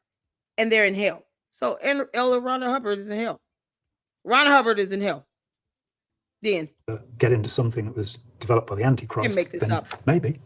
Is it true they record sessions and blackmail you with them? Yes, all auditing sessions are recorded. In fact, nowadays they're often filmed. Blackmail you with them. Their leader is the Antichrist. Whether it still happens, I don't know. But there certainly have been cases where things that were given in the greatest confidence, and you will end up saying every embarrassing. So does that mean David Miscavige believes he's the Antichrist now, since he's the leader? Wouldn't it be a thing where if the original leader believed he was the Antichrist, that any other leader that comes behind that would have to believe the same thing? Or are they hypocritical to that? How does that go? Because if Ron Hubbard was the Antichrist, he was the leader. Shouldn't David Miscavige be seen as the Antichrist now, since he's the new leader? Yeah, that sounds about right to me. So David Miscavige now is the new Antichrist, right? I think that's something that should be passed out from leader to leader. If you're going to be the leader of this dumb cult, Scientology, and the original belief that he was the Antichrist, why is it hard to believe for David Miscavige to be the Antichrist? Why is that not something that he's repeating? He wants to be the leader. Then he's the next Antichrist, right? Shouldn't that be the concept? They can be consistent with that. They can be consistent with at least one thing, to which we can all agree. The leader of this cult is the Antichrist. He's the spawn of Satan. I think we can all agree to that. Yeah, we can all agree to that. So why is it David Miscavige claiming to be the next spawn of Satan? Can't make this up. Thing you've ever done at some point that will go on the record with them. I think for many people, it's just the threat that it may be revealed. Yeah, they sounded many people have come to me over the years and said they had a terrible experience with Scientology and they'd love to do something about it, but they don't want their children to be able to read about their sex lives when they were teenagers, something to that effect. So sometimes it's just that people are frightened it might be revealed, but there have been cases. What do you know about the Hole? The Hole was set up by David Miscavige at his secret base in Gilman Hot Springs in California. This is a huge property where you have pressure pads all around the inside of the property of the fence, and the razor wire faces inward, so you can't climb out. The Hole is placed there. It's a double trailer, so 2 mobile home sections, and Miscavige started putting his executives into it. Can't even get mental health. Mike Rinder, in his book A Billion Years, says that at peak there were 140 Scientology executives in there sharing 2 toilets and being allowed to go to the shower for 30 seconds a day or something in another building. I think it ran for 8 years, and all of the top executives of Scientology, they'd be taken out to go to public meetings with their uniforms on, then they go back to be in the Hole because Miscavige was displeased with them. It's Scientology's gulag. The problem, if law enforcement become involved, is if they say to you, are you here of your own free will? And you say yes, then there's nothing much they can do. And if you say no, you'll be thrown out of Scientology forever. So, okay, well, good riddance. I mean, because the leader is the Antichrist. Why would you want to stay? Hell just is something else. Ron Hubbard is finding out. You can't make this up. Just say, okay, are you here at your own free will? No. And they probably are going to keep kidnapping people. I might want to find Shelley Miscavige as well. You can't make this up. They have to have multiple police departments to help pull somebody out of Scientology. Just let them go. Accept the rejection. Y'all, this is so egregious. It's disturbing. They don't give you mental health. They force people to have abortions. And yet, this is something that they lobby over to conservatives, to people who believe that abortions are wrong. Pam Bondi is doing speaking events with them. Boy, this is priceless. It was said the largest raids in the history of the FBI were in Scientology in July 1977. And Lawrence Wright, in Going Clear, wondered why was it that the people who are in the prison detention force, the rehabilitation project force, why didn't they just leave? And he not understood that this is not an ordinary situation. They knew that if they left, they would be labeled as suppressive persons and would not be allowed to continue in Scientology. So the amount of programming is very profound. Are you ashamed of your past? No. I wasn't a living member of Scientology. Nobody that I recruited into Scientology is still with it.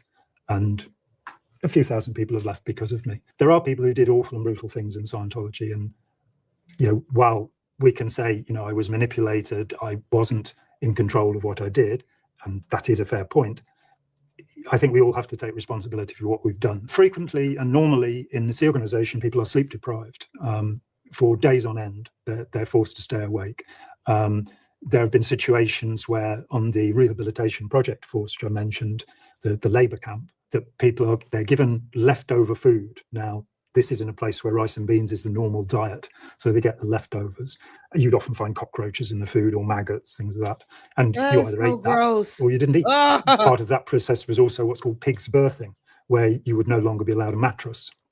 And David Miscavige reintroduced this idea. So you could be on the rehabilitation project force usually for a couple of years. You could only speak when spoken to. You had to run between your jobs. You had to wear black or a black armband to show your status. You cleaned the toilets. If you defied any order, you were told you'd have to run a lap, and you'd be working an incredibly long day.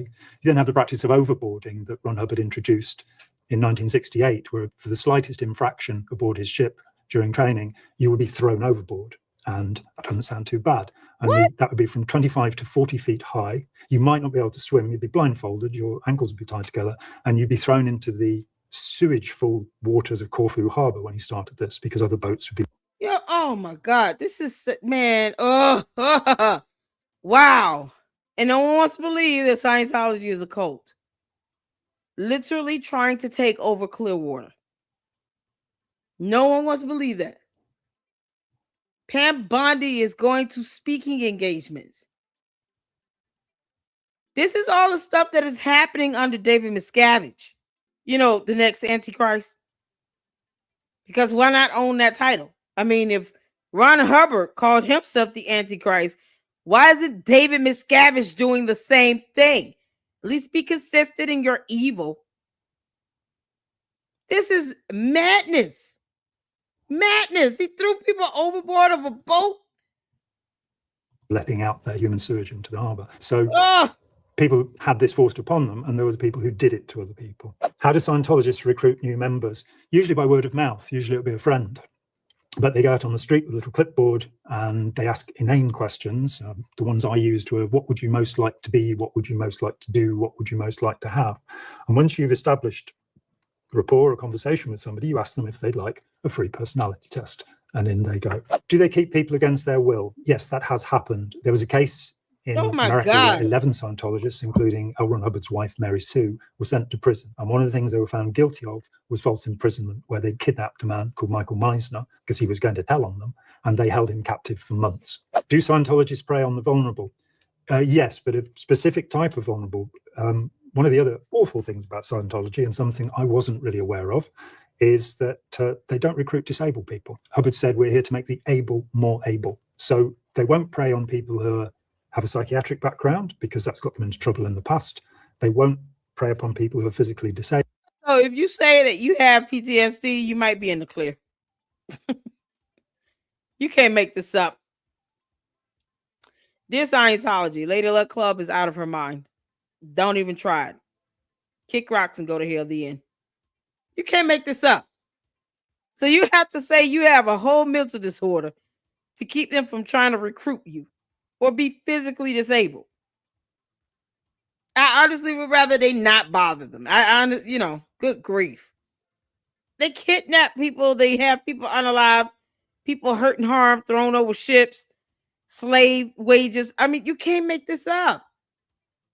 This is how cults operate. So the fact that they don't take it physically disabled, I'm okay with that. But, how can you be okay with them forcing women to have abortions? Are you serious? What the heck Because, man, good grief.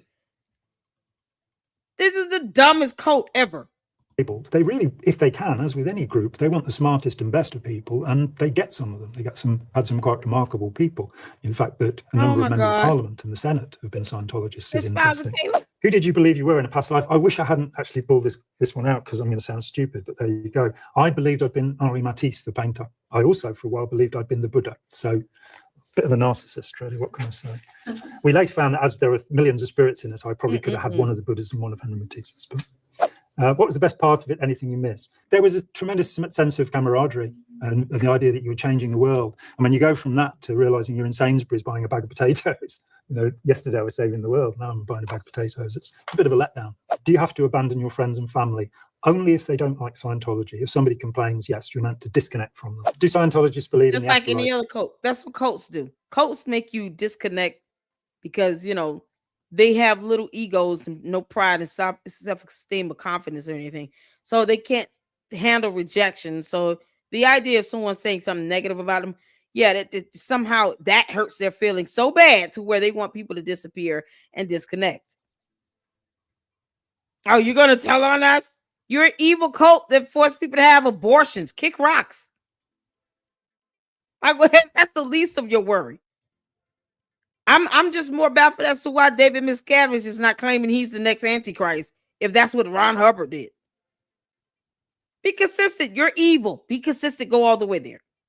That way people can really hate your guts. Can't make this up. Yes, they believe in reincarnation. But unlike Buddhists and Hindus who have the fear of the eternal return, the wheel of suffering, it's a horrible thing to be reincarnated. This is more the new age kind of thing. Oh, I'll drop my body and then I can do it in my next lifetime, which means the suicide rate is much higher in Scientology than the world around because people will give up and think they have another life coming. And that is my experience. Scientology has about 10 times the suicide rate of the normal population.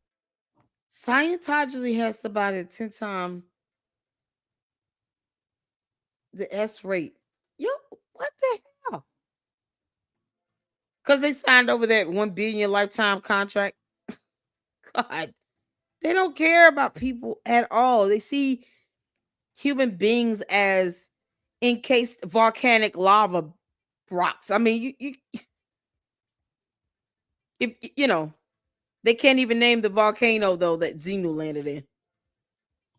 People will give up and think they have another life coming. And that is my experience, that Scientology has about 10 times the suicide rate of the normal population. Disturbing. They don't believe in heaven. Hubbard went there and said it was made from cardboard. For me, as a kid from the 90s. Oh, man. Yo. Oh, my God. Hold on. Oh, that's something else. That is something else. I want to see where we at with time here. I definitely want to get into Jenna Miscavige's video. This is the niece of David Miscavige. Y'all, this is the one where she put up the middle finger. This is why this was a former Scientologist we got through listening to, exposing inside secrets. And that's why it's imperative to listen to these interviews, to listen to these people talk about their experiences. Because I'm hearing stuff from him that I didn't hear from Leah Remini because they did two different things, right? One was a public figure and she was, was she born into it? I think her parents had joined it when she was a kid. But for her to go into the spotlight and become a public figure, and they still treated her like crap. They treated her like crap. Leah Remini was the only one who really tried to go out of her way to do something about Shelley Miscavige being missing. She filed the missings report on her behalf. But to see other people's perspective, this man here, the former scientist, man, it's, oh my God. The former Scientologist here. It was just to hear the things that go on for someone who's giving a different perspective, keeping people held hostage, they're impersonating military servicemen. Jesus. And they do all of this knowing that they're not going to face any trouble at all. I never thought I would sit here and hear how thousands of people in a cult can literally get away with breaking the law. And Pam Bondi is speaking at events and does nothing at all, as if somehow we could not overpower them if we needed to. There are more U.S. citizens in this country than there are Scientologists, but yet they're scared of them. Good grief! We don't have a reason to be cowards when it comes to them. We have armies. Like, it's that simple. You would think the feds would be all over this, and especially the idea of someone being missing for almost 30 years. But see, that's what David Miscavige, the next Antichrist here, want people to feel. He wants people to see, if my wife comes up missing for almost 30 years and I can make her disappear, what you think I could do to you? It's like ruling with fear.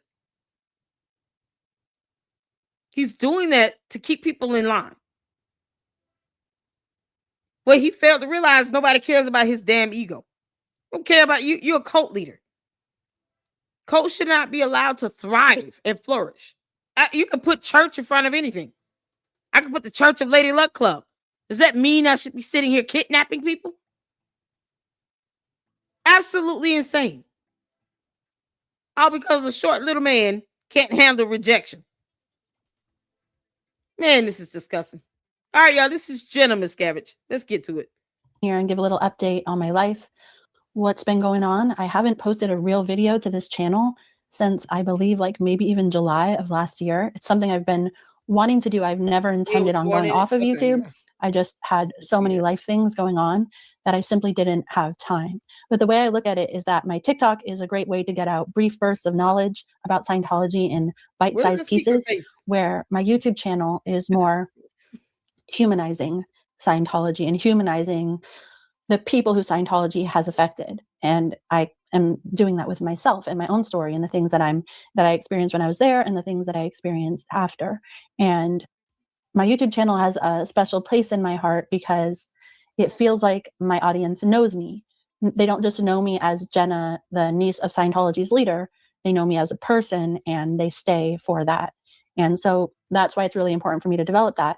I also see it as a place where people who are introduced to me through TikTok and Instagram and Facebook or wherever else, this is a place where they can go and do a further deep dive. And actually, one of the things that gives me a little bit of anxiety about it is that I really haven't built up my channel in the way that I want to. And it's just because I've been so much busy. I have been so busy with life, with fucking drama, with traveling across the country constantly. So many influences in my life that have made it very hard, like just to have a moment of peace, to be honest. And lately, with certain parts of my life completely blowing up, it's actually been a great opportunity for me to rebuild from scratch and sort of analyze what are my own opinions, what is my own creativity, what is my goal with my channel, what is my goal with my life.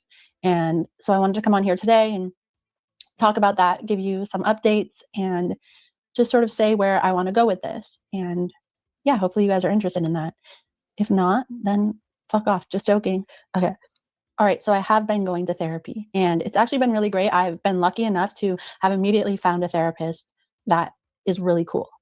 And the importance of finding someone who you like, as many of you know, as many of you guys have asserted to me in the comments, is huge. And to be honest, if you're at a time when you really need a good therapist and you can't find one, it's kind of disastrous and horrible.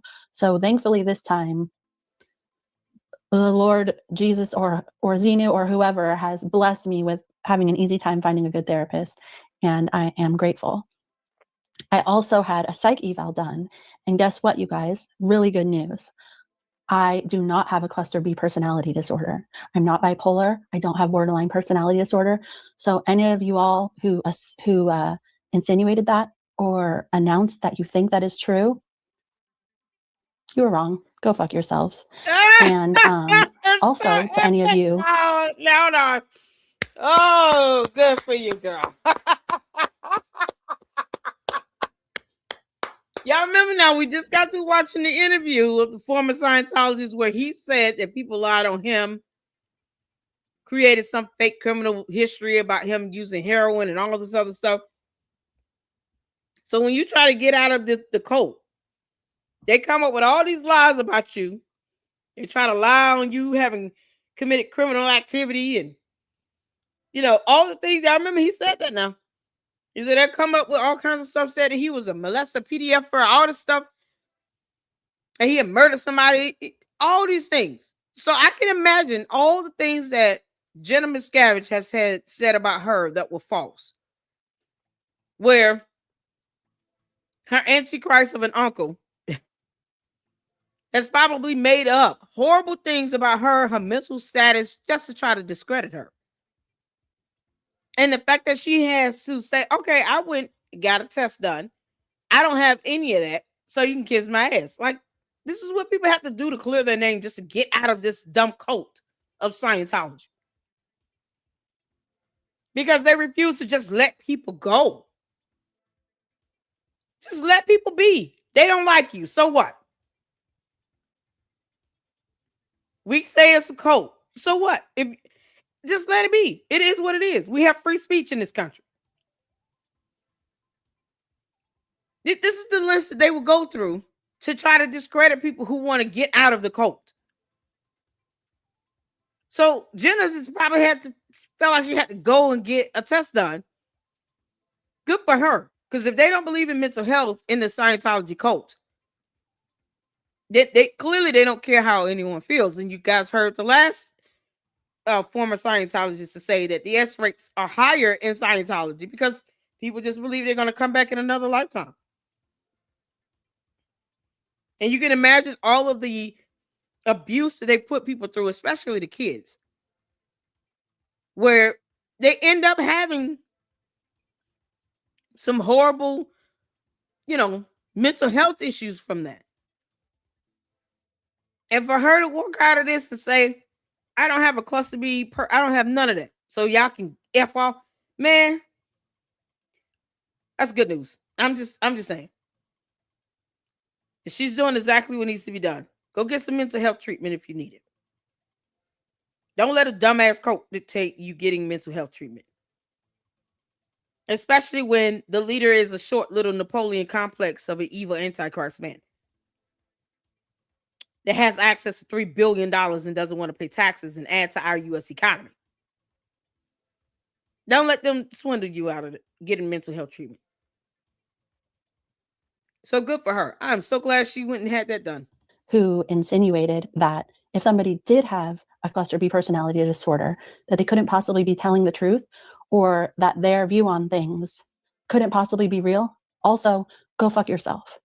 Especially those of you who actually are experiencing mental anguish and mental health issues and are on meds for it, and then are demonizing other people for having the self-awareness to say, maybe I need help with this. Anyways, to get back to the important part of this, I am not in need of any meds. I've actually been doing much better after making certain changes in my life. And yeah, the amount of bravery and self-awareness it takes for somebody in a relationship, in a friendship, to say, this isn't going well, maybe I need help, maybe I'm part of the problem, and having that be weaponized against them, especially by somebody who's had similar struggles to that, as proof that they are wrong or that they are at fault. Their willingness to say, maybe the problem is me, having that be weaponized is one of the saddest, sickest things that people can do. And having watched that in the last few months in real time has been pretty fucking disappointing and disgusting.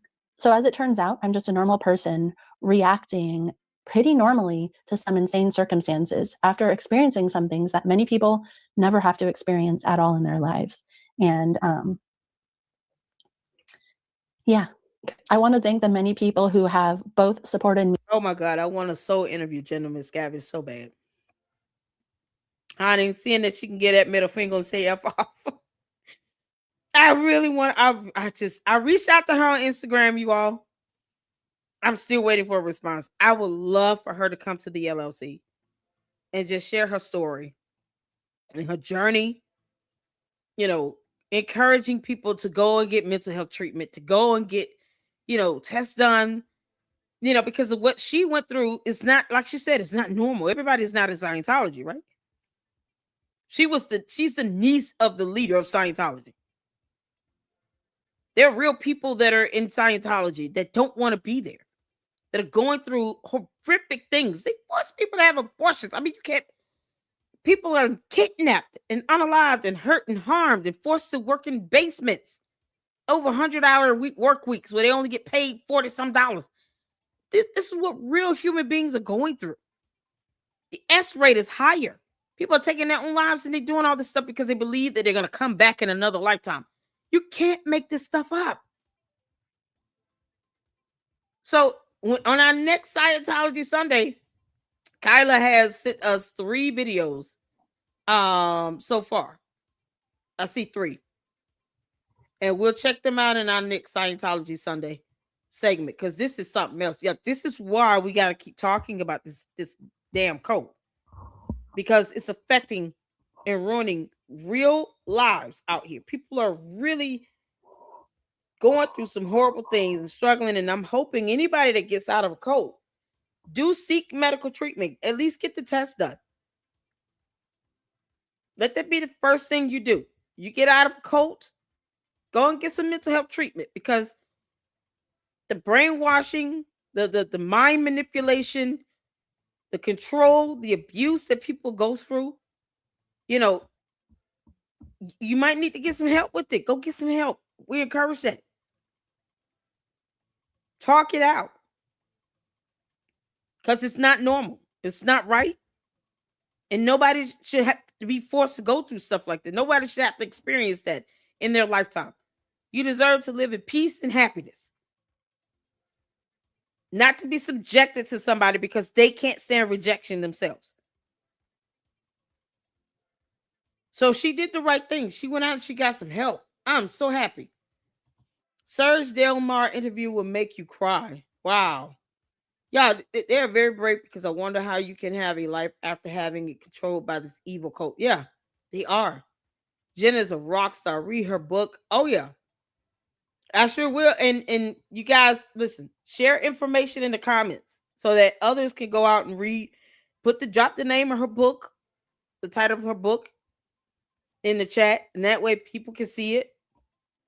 And they go out, and hopefully someone listening that might be in Scientology will be inspired to get out and know that there's a way out. You do not deserve to be stuck in a cult and to have a cult dictate your life.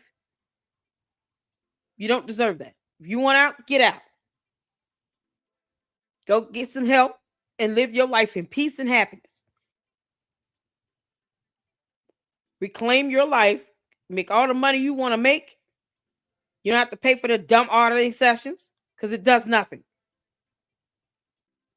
The original leader claimed to be the Antichrist. That's evil in any sense. I don't, whether you believe in Christianity or not, it's just, if most people understand the Antichrist to be just an evil figure. Who brags about that? It's insane. It's insane. I would love to have Jenna on the show. I really would.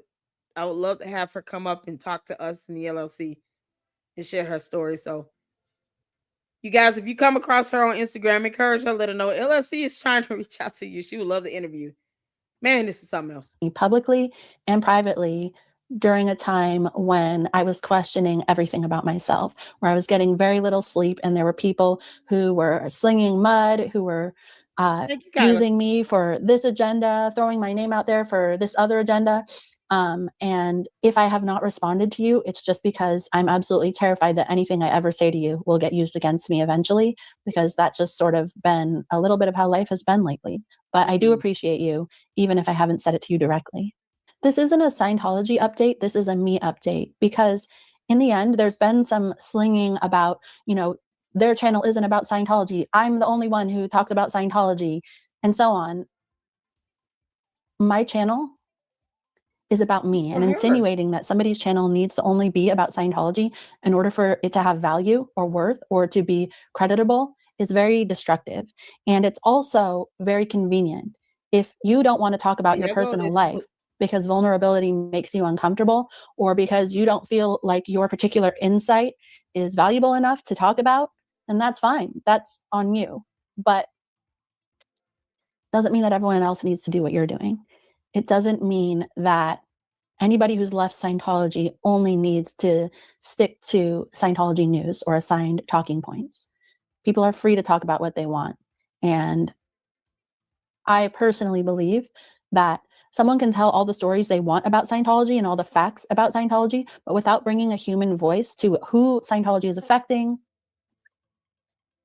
what those long-term effects are, it kind of falls flat eventually.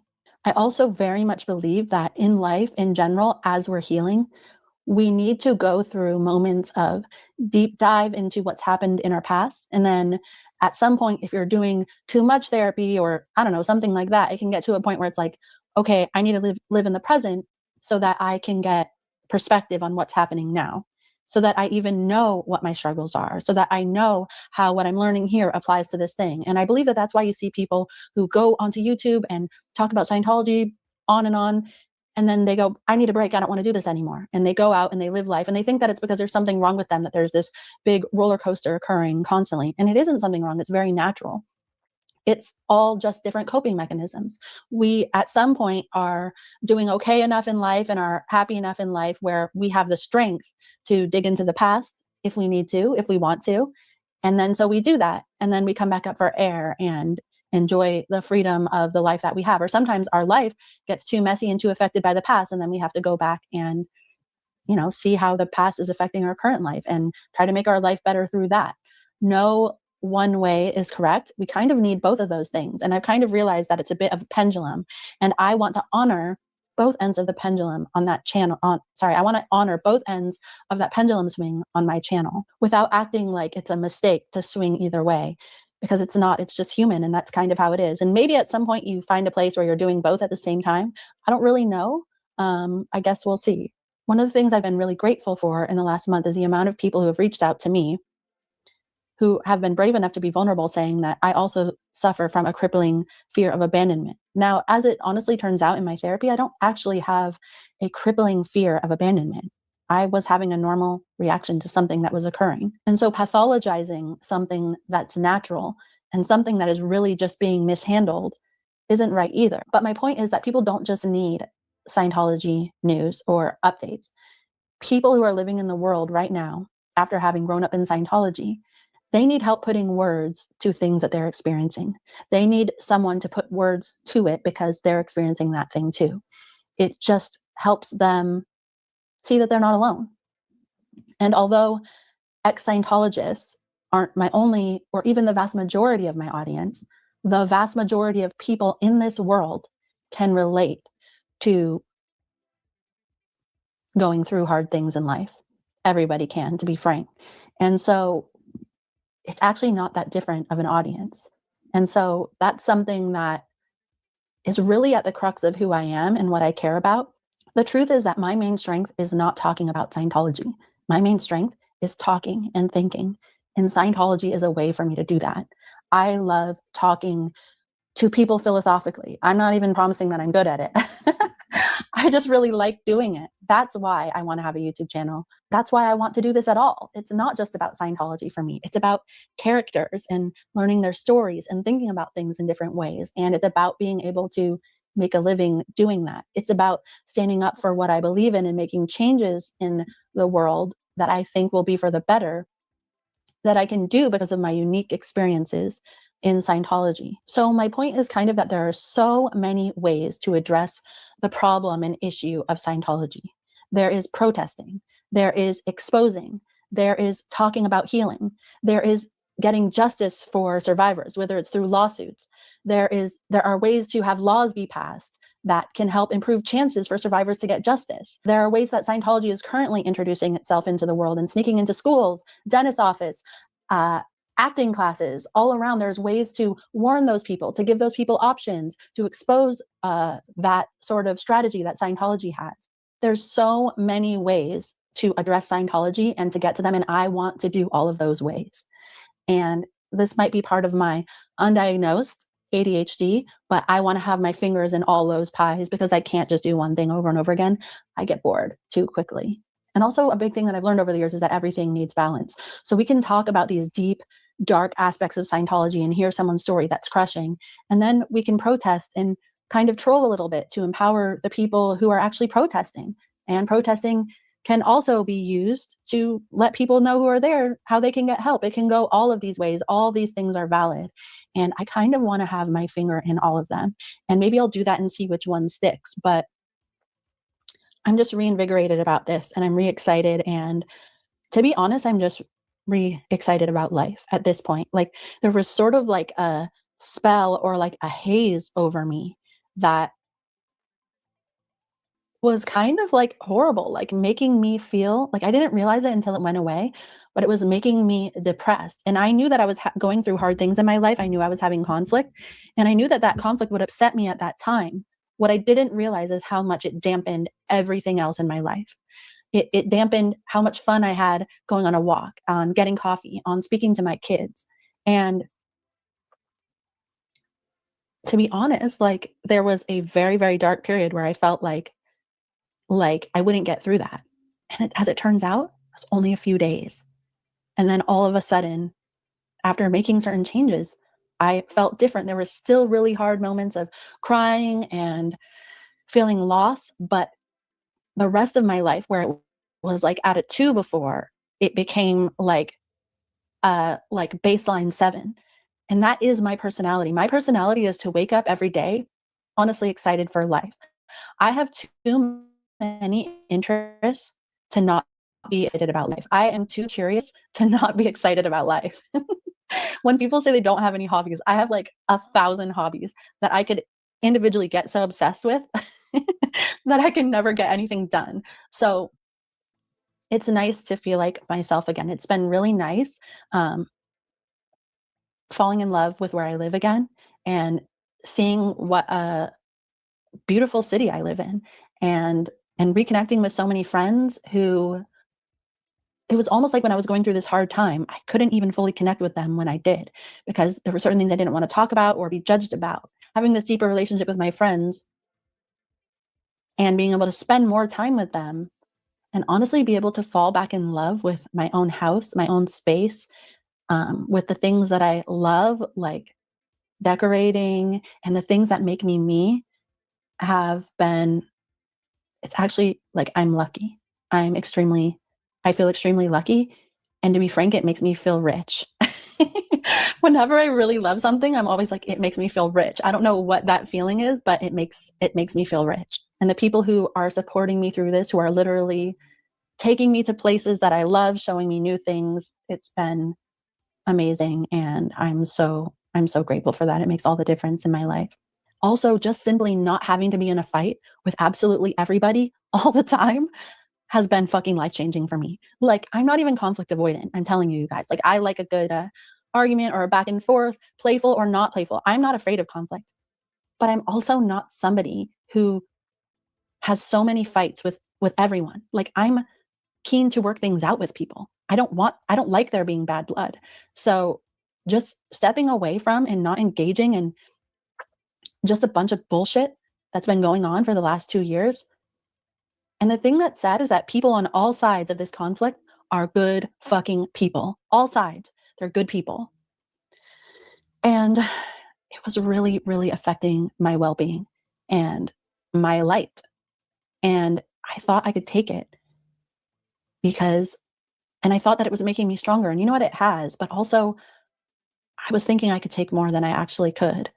And I don't know, I both kind of feel bad about that. Like, I wish I was strong enough to take this better.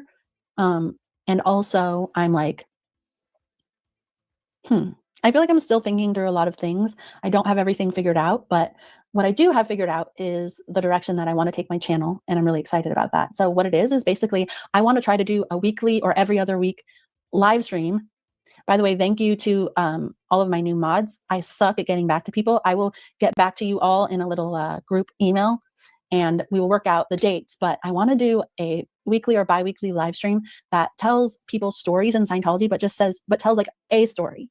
Like, I was thinking of maybe calling it My Crazy Scientology Story, but then like someone comes on and tells a story of them getting recruited into Scientology's most dedicated group, not their whole life story.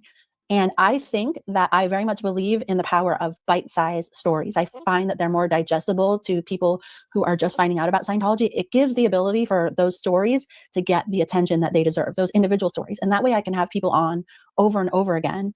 And also, the real reason is because I can't sit there and listen to someone's life story for 2 hours.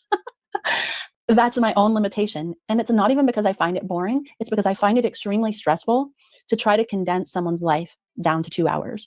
Some people have a wonderful ability to do that and to get other people to do it. I'm not one of those people.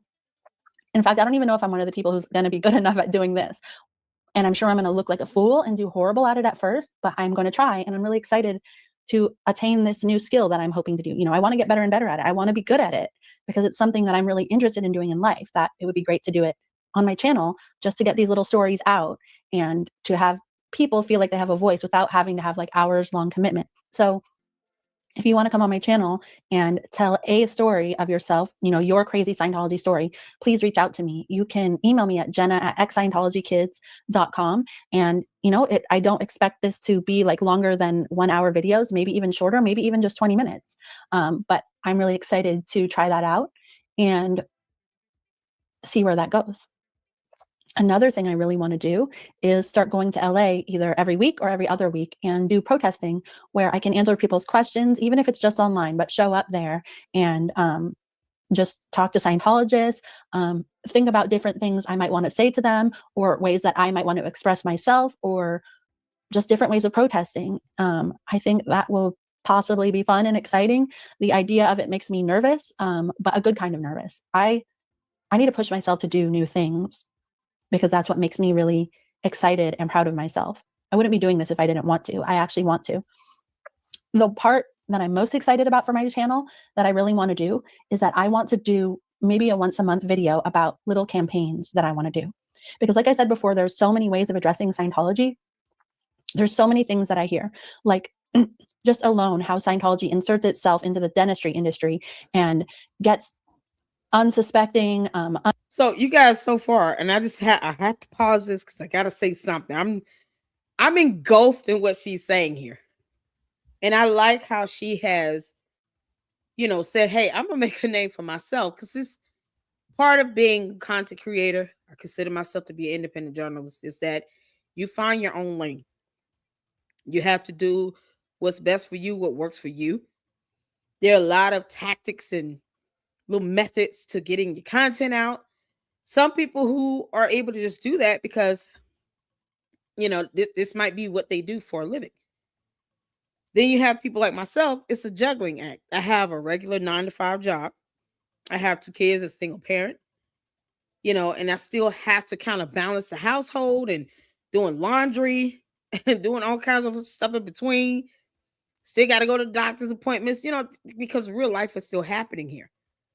And I like what she's saying about this channel being about her experiences, and then the direction she wants to take it on. Not necessarily just overly focused on Scientology, but maybe the experiences that people had in it, and to be able to give them a voice.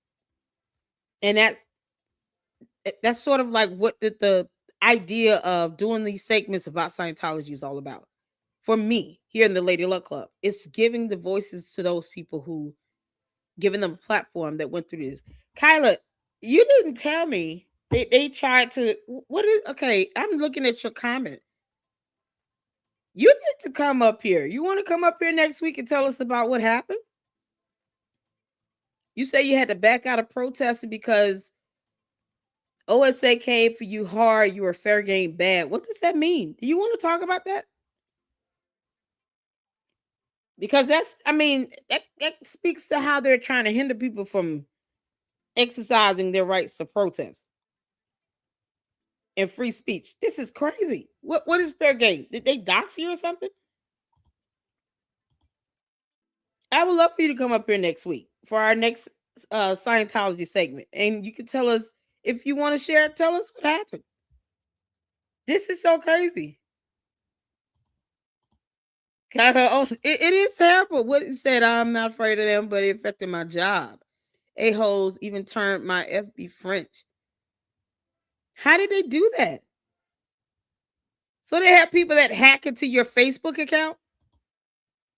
They turned your Facebook French. Oh my God. Hacked my bank cards, phones, Facebook. What the hell?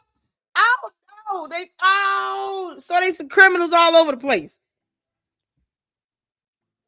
You know, here's the thing when I tell people this, when it comes down to my reporting on cults, this is the epitome of cult-like behavior. This is what cults do. They go and they hack into your stuff. They try to paint this image in the worst way. You can't control millions of people all over the world that see you as a cult. At some point, Scientology is going to have to get the hell over it. They're just going to have to get the F over it. Getting mad and hacking to people's accounts and bank cards and stuff. Get over it.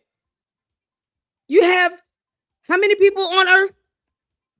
If you get 40% of all humanity on Earth to see you as a cult, there's nothing you can do to silence all these people on Earth.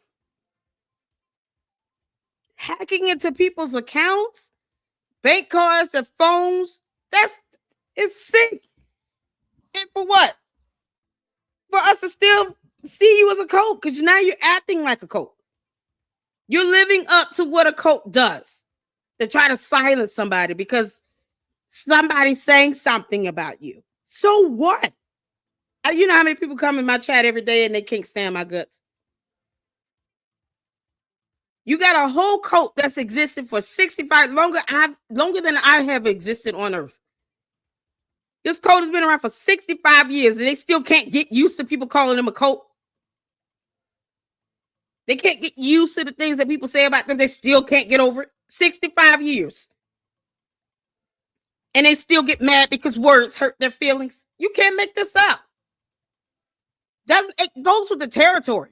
You know how many times people get ridiculed for being Christian? You don't expect Christians to be going around hacking into people's phones and their bank cards because somebody said something about Christianity. There are a lot of things that get said about Christianity I don't like. I'm not going to hack into somebody's Facebook account for it either. It's childish as hell. And it lives up to this cultish, persona. Get over it. Someone said something bad. You don't like it. Whatever. It could be the truth. Hacking into people's lives does not change the overall aspect of how people view you. People are still going to come out and say that you're a cult, that you're an evil cult that hack into people's lives, kidnap people, and hold them hostage. And they've been at this for 65 long, damn, dumb years. And they still get mad because someone's calling them a cult. They should be like wearing it as a badge of honor at this point. Ron Hubbard called himself the Antichrist. You can't make this up. Don't get mad when someone says that you're going to hell. If he's calling himself the Antichrist, he's saying he's a spawn of Satan. Unless they just refuse to look up what the Antichrist really is. People don't have to accept whatever Scientology is putting out there to be the truth. Everybody's not going to agree with it. But they're going to have to get used to criticism. 65 years and they can't get used to criticism. Go figure. They still find it horrible to protest. If we let them take over, they're going to bring segregation and racism to life single-handedly. Beyond what is already there. I mean, come on. Unbelievable. Unbelievable. So we're going to have Kyla in next week, y'all, telling us about her experiences. If you, listen, hacking into your bank cards, your phone, Facebook, your job. I mean, I don't know how that's not, is that what you consider fair game?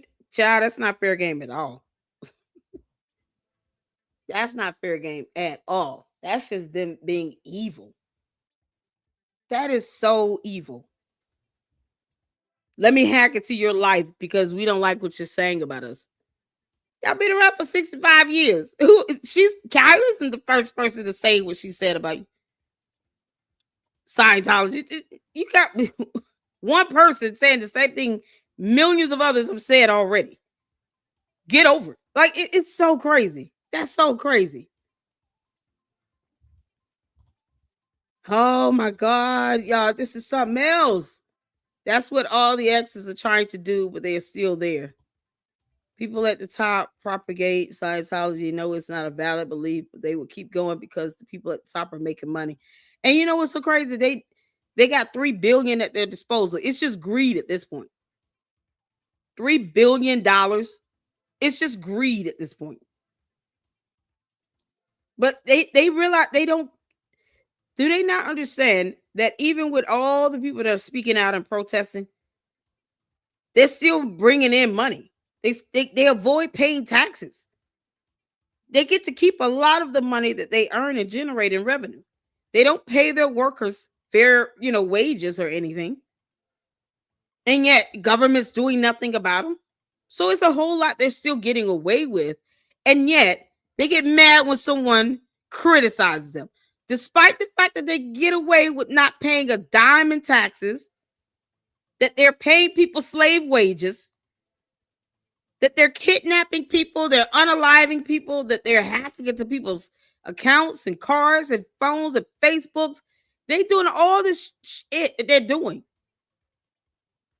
And they still want to sit here and go after somebody for criticizing them. Never mind all the laws being broken, impersonating military, the ribbons and the uniforms and all of that. Pam Bondi is speaking at their events. She got to go. I don't know why the hell is she there. No, nobody should be in agreement with Pam Bondi being in her position. At this point, no, she need to get the hell on. You can't make this up. You don't even need to be political to see that she's just a bad person. This is crazy. I'm just never in. I'm just a protester. Imagine what the exes go through. I can imagine. Yes, she did. Scam Bundy. Yeah. So next week we're gonna have Kyla up here. She's gonna tell us why these folks feel like it's okay to hack into her whole life. And whatever else you want to share, share it. There are people. That's what Jenna and Miscavige is saying here. You come out of this. We want people to come out of this because they're real people, real human beings in this cult. And they're having their lives uprooted because they want to come out of the cult. They're going through far worse trying to get out than what they're going through in it, which is horrible. Because this stupid cult doesn't know how to just let people go. They got $3 billion at their disposal. And they have a hard time accepting rejection. You can't make this up. Who child? You cannot make this up. Hey, Black Anonymous. Yeah, Ron Hubbard said he's the Antichrist. Oh, so you're the spawn of Satan. Is what you're saying. David Miscavige got an anger problem in the Napoleon complex. And I'm just like, why don't you just take up the mantle and call yourself the Antichrist? That's what your uncle did. That's what the first leader did. You got to act evil. At least own it. Don't get bad when people call you evil. When your first leader said he was the Antichrist. Make it make sense? Y'all, this is crazy. Oh my God. Black Anonymous said, I even read the book by L. Ron Hubbard. After I finished the book, I was like, huh? Yeah, I'm still wondering what's the name of that volcano that this Xenu landed in to make these Thetans. Weird alien creatures and eggshells. You can't make this up. This is so crazy. They know they're pumping some nonsense, and yet they get mad at people criticizing them. Imagine, go figure. A cult that's upset that people are criticizing them. And they want to hack into your life because you said something. We don't owe you shit, Scientology. No one owes you anything. You don't pay taxes. You would think they would just keep moving, kick the can down the road and get the hell on. You're getting away with kidnapping people. You're not prosecuted like you should be.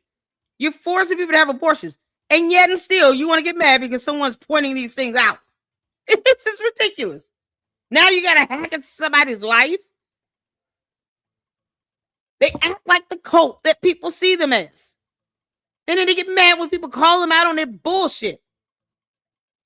Unbelievable. Unbelievable. Kyla's going to come up next week, y'all. Tell us for Scientology Sunday why this horrible cult should continue to be protested against. And Jenna, this is what she's doing. She's saying that it got to a point where it was a lot on her, and she had to take a break from it. And that's a very real response. Sometimes, even just with making content on YouTube, sometimes you got to take a break. I have to do the juggling act. I have to work during the week. I'm still a mom and all these things. And yet, I still have to do the balancing act with doing content here on YouTube. YouTube, you go far too long and be absent, they will push your videos down at the bottom of the algorithm. Of course, you could lose subs because people got ADHD sometimes, and they just like, okay, you ain't said nothing in 2-3 days. It is what it is. You can't take like a week off or anything, and people don't know what's going on, and people are genuine concerned. But YouTube will not even push your content out there. So you got to stay consistent with the content, and sometimes that can be a lot to have to juggle. And Jenna's saying, listen, I had to take a break. It is what it is. It's part of life. She's a mom. She's got a life. She's got family. And she's went through some horrible things with this cold. And I'm glad that she's allowing other people to tell their story as well. And I want to be able to give my platform to those who have gone through that. I would love to interview Jenna Miscavige. Bring on, we got Kyla coming up next week. She's going to tell us what she's been through trying to protest this. This is going to be awesome, man. Because the more light that's been shined on this cult, the more power you take away from it. Because that's what they're all about. Maintaining power and control over people. Here's the thing. When people get sick of it, they're going to get sick of it. Scientology was not around since the dawn of mankind. It's only been around for 65 years. It can also be, kicked out of existence as well. They want to sit here and then do cultish things, then they should brace themselves for the backlash of it. At some point, the feds will have to kick in and do something.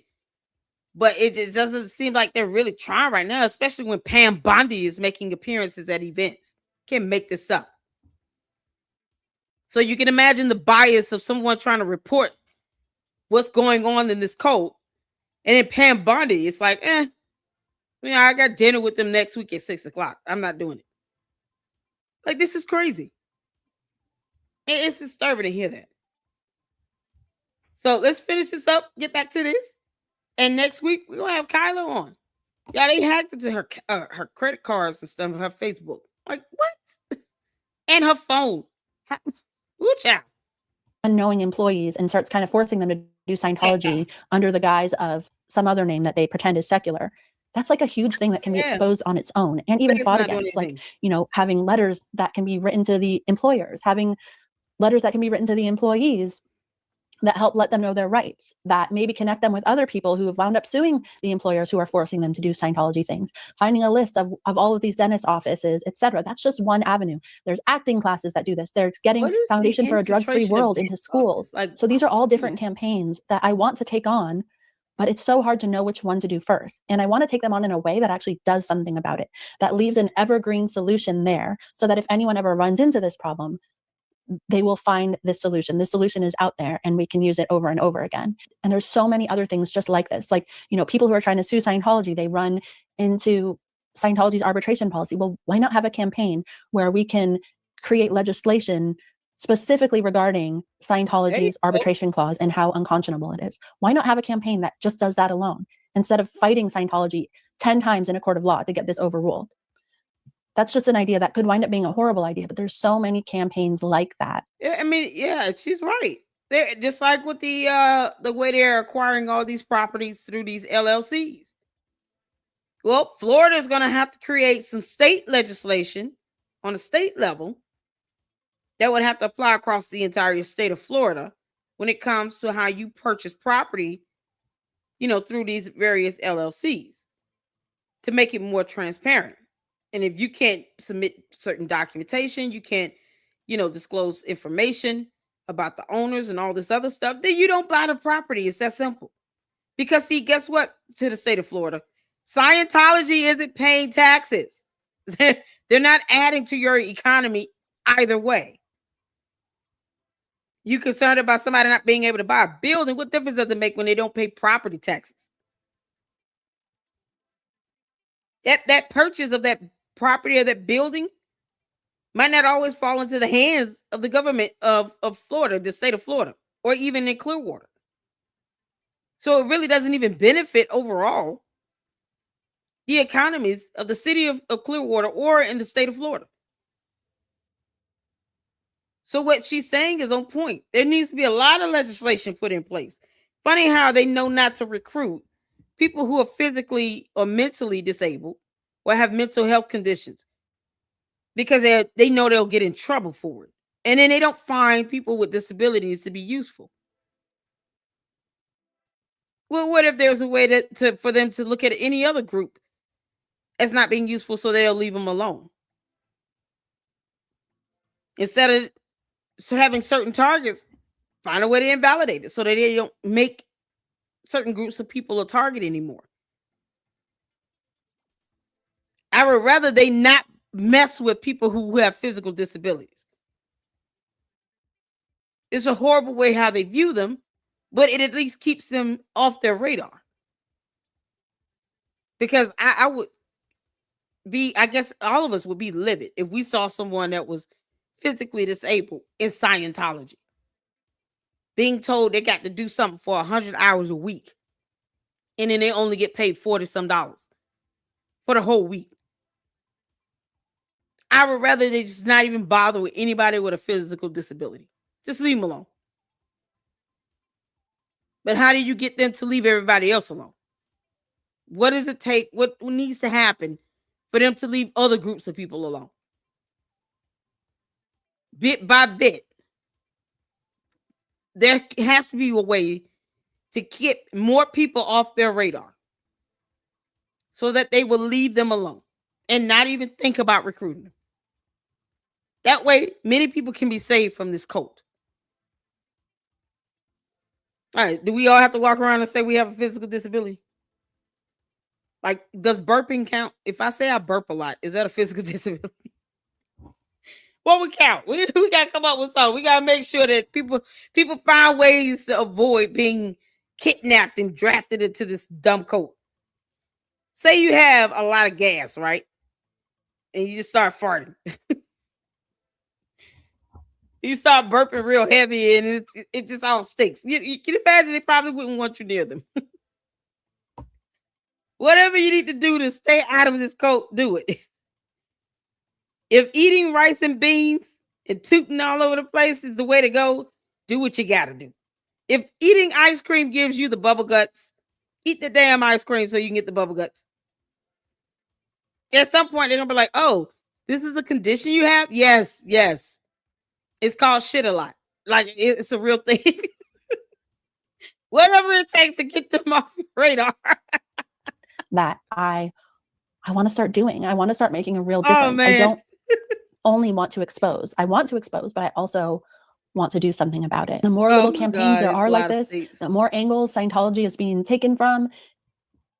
These things add up. They may seem like nothing at the time, but they add up. And after a year, after 12 of these little programs, even if there's just 6, after a year and year and year, they're all going to add up and they're all going to make a huge difference in the long run. You know, another thing I've mentioned in the past that I've always wanted to do is start a foundation for people who were born and raised in Scientology and whose family members are still in and who hear from nobody on their birthday or on Christmas, you know, just like a tell information, man. I will be over there when I'm done with my live over here. It'll probably be another 30 minutes for me, but I will hop on as soon as I am done over here. Black Anonymous, shout out to you. Thank you for letting me know that as well. I'm going to be late, but let him know I'm coming. All right. He can start without me. It's cool because I get it. But I want to finish up over here and then I'll hop over there when I'm done. So shout out to y'all. And when y'all can, if y'all can check out the live stream with Information Man Show. I will be a guest over there. Please do that and show him some support as well. Let's get back to it. Foundation or a campaign to send them cookies on their birthday. That's just another thing I want to do, that I get so distracted in the weeds of everything that I never can do them. And so my goal is to take these things one at a time and accomplish them. And they're all important, and they're all great ideas. I just want to actually start doing them now instead of talking about them. I've been a little bit shy and reserved about being on YouTube or social media in the past. And a lot of that has actually been because of sort of psychological programming that I've had to overcome because of Scientology. It is my innate personality to want to talk about these things and to be confident and to communicate about them. I've had to overcome the sort of shit that I've been put through every time I spoke up in Scientology. And even lately, one of the things I've had to overcome is when I say, hi, I'm Jenna Miscavige, my uncle is the leader of Scientology, and I escaped when I was 22, people saying like, oh, you think you're better because your uncle's the leader of Scientology? And just realizing how psychotic that is. Because I'm literally like, hi, my uncle's Charles Manson, and I escaped when I was like, any insinuation that that's a flex or a brag or anything like that actually says more about the person who thinks that you're bragging than it does about you. And maybe it's because in Scientology that would have been a brag that I still felt like a little bit queasy about it, but it's been really freeing to get over it and put myself out there in these little bite-sized portions in TikTok.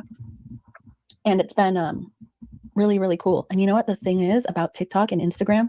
They all have their own separate audiences, completely different people. And on YouTube, we tend to think here that everybody knows all about Scientology. Everybody knows the lingo. Not true. Not even close to true. It's amazing how little people know and how much you can tell them with it being something totally new. And I'm going to be honest, you guys, the amount of people that I reach on TikTok and Instagram is a lot more than even the most high-level people, the biggest channels about Scientology reach here on YouTube. And the amount of views alone are literally like 10 times the amount. So I guess at first, like I was like, oh, TikTok, that's for children. But it's not true. It reaches so many people, and it's been amazing. So it's such an important campaign, and it's a huge part of what I'm doing. And it's really boosted my confidence. Over the past 2 years, many people, and even myself, I've said, oh, I'm shy and I'm quiet. What I've realized is that I don't actually lack too much confidence. On some level, not having to fight for attention and not having to, have my voice be the loudest one out there is actually a sign of confidence.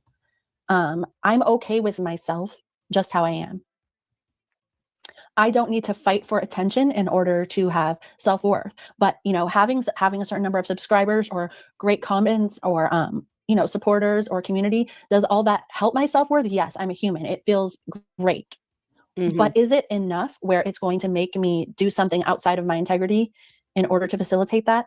Fuck no. That's the flat out answer. Like, that's where it gets to the point where people have said about me, oh, she'll burn it all to the ground. She doesn't care about her community. She doesn't care about this work. Well, that's really just like a tricky way of saying, like, if I have to choose between my integrity and how much people online like me, bye, goodbye. Because in the end, your self-worth comes from what you think about yourself. That's right. And if I'm going to do something that I can't live with myself for doing, I will always know that.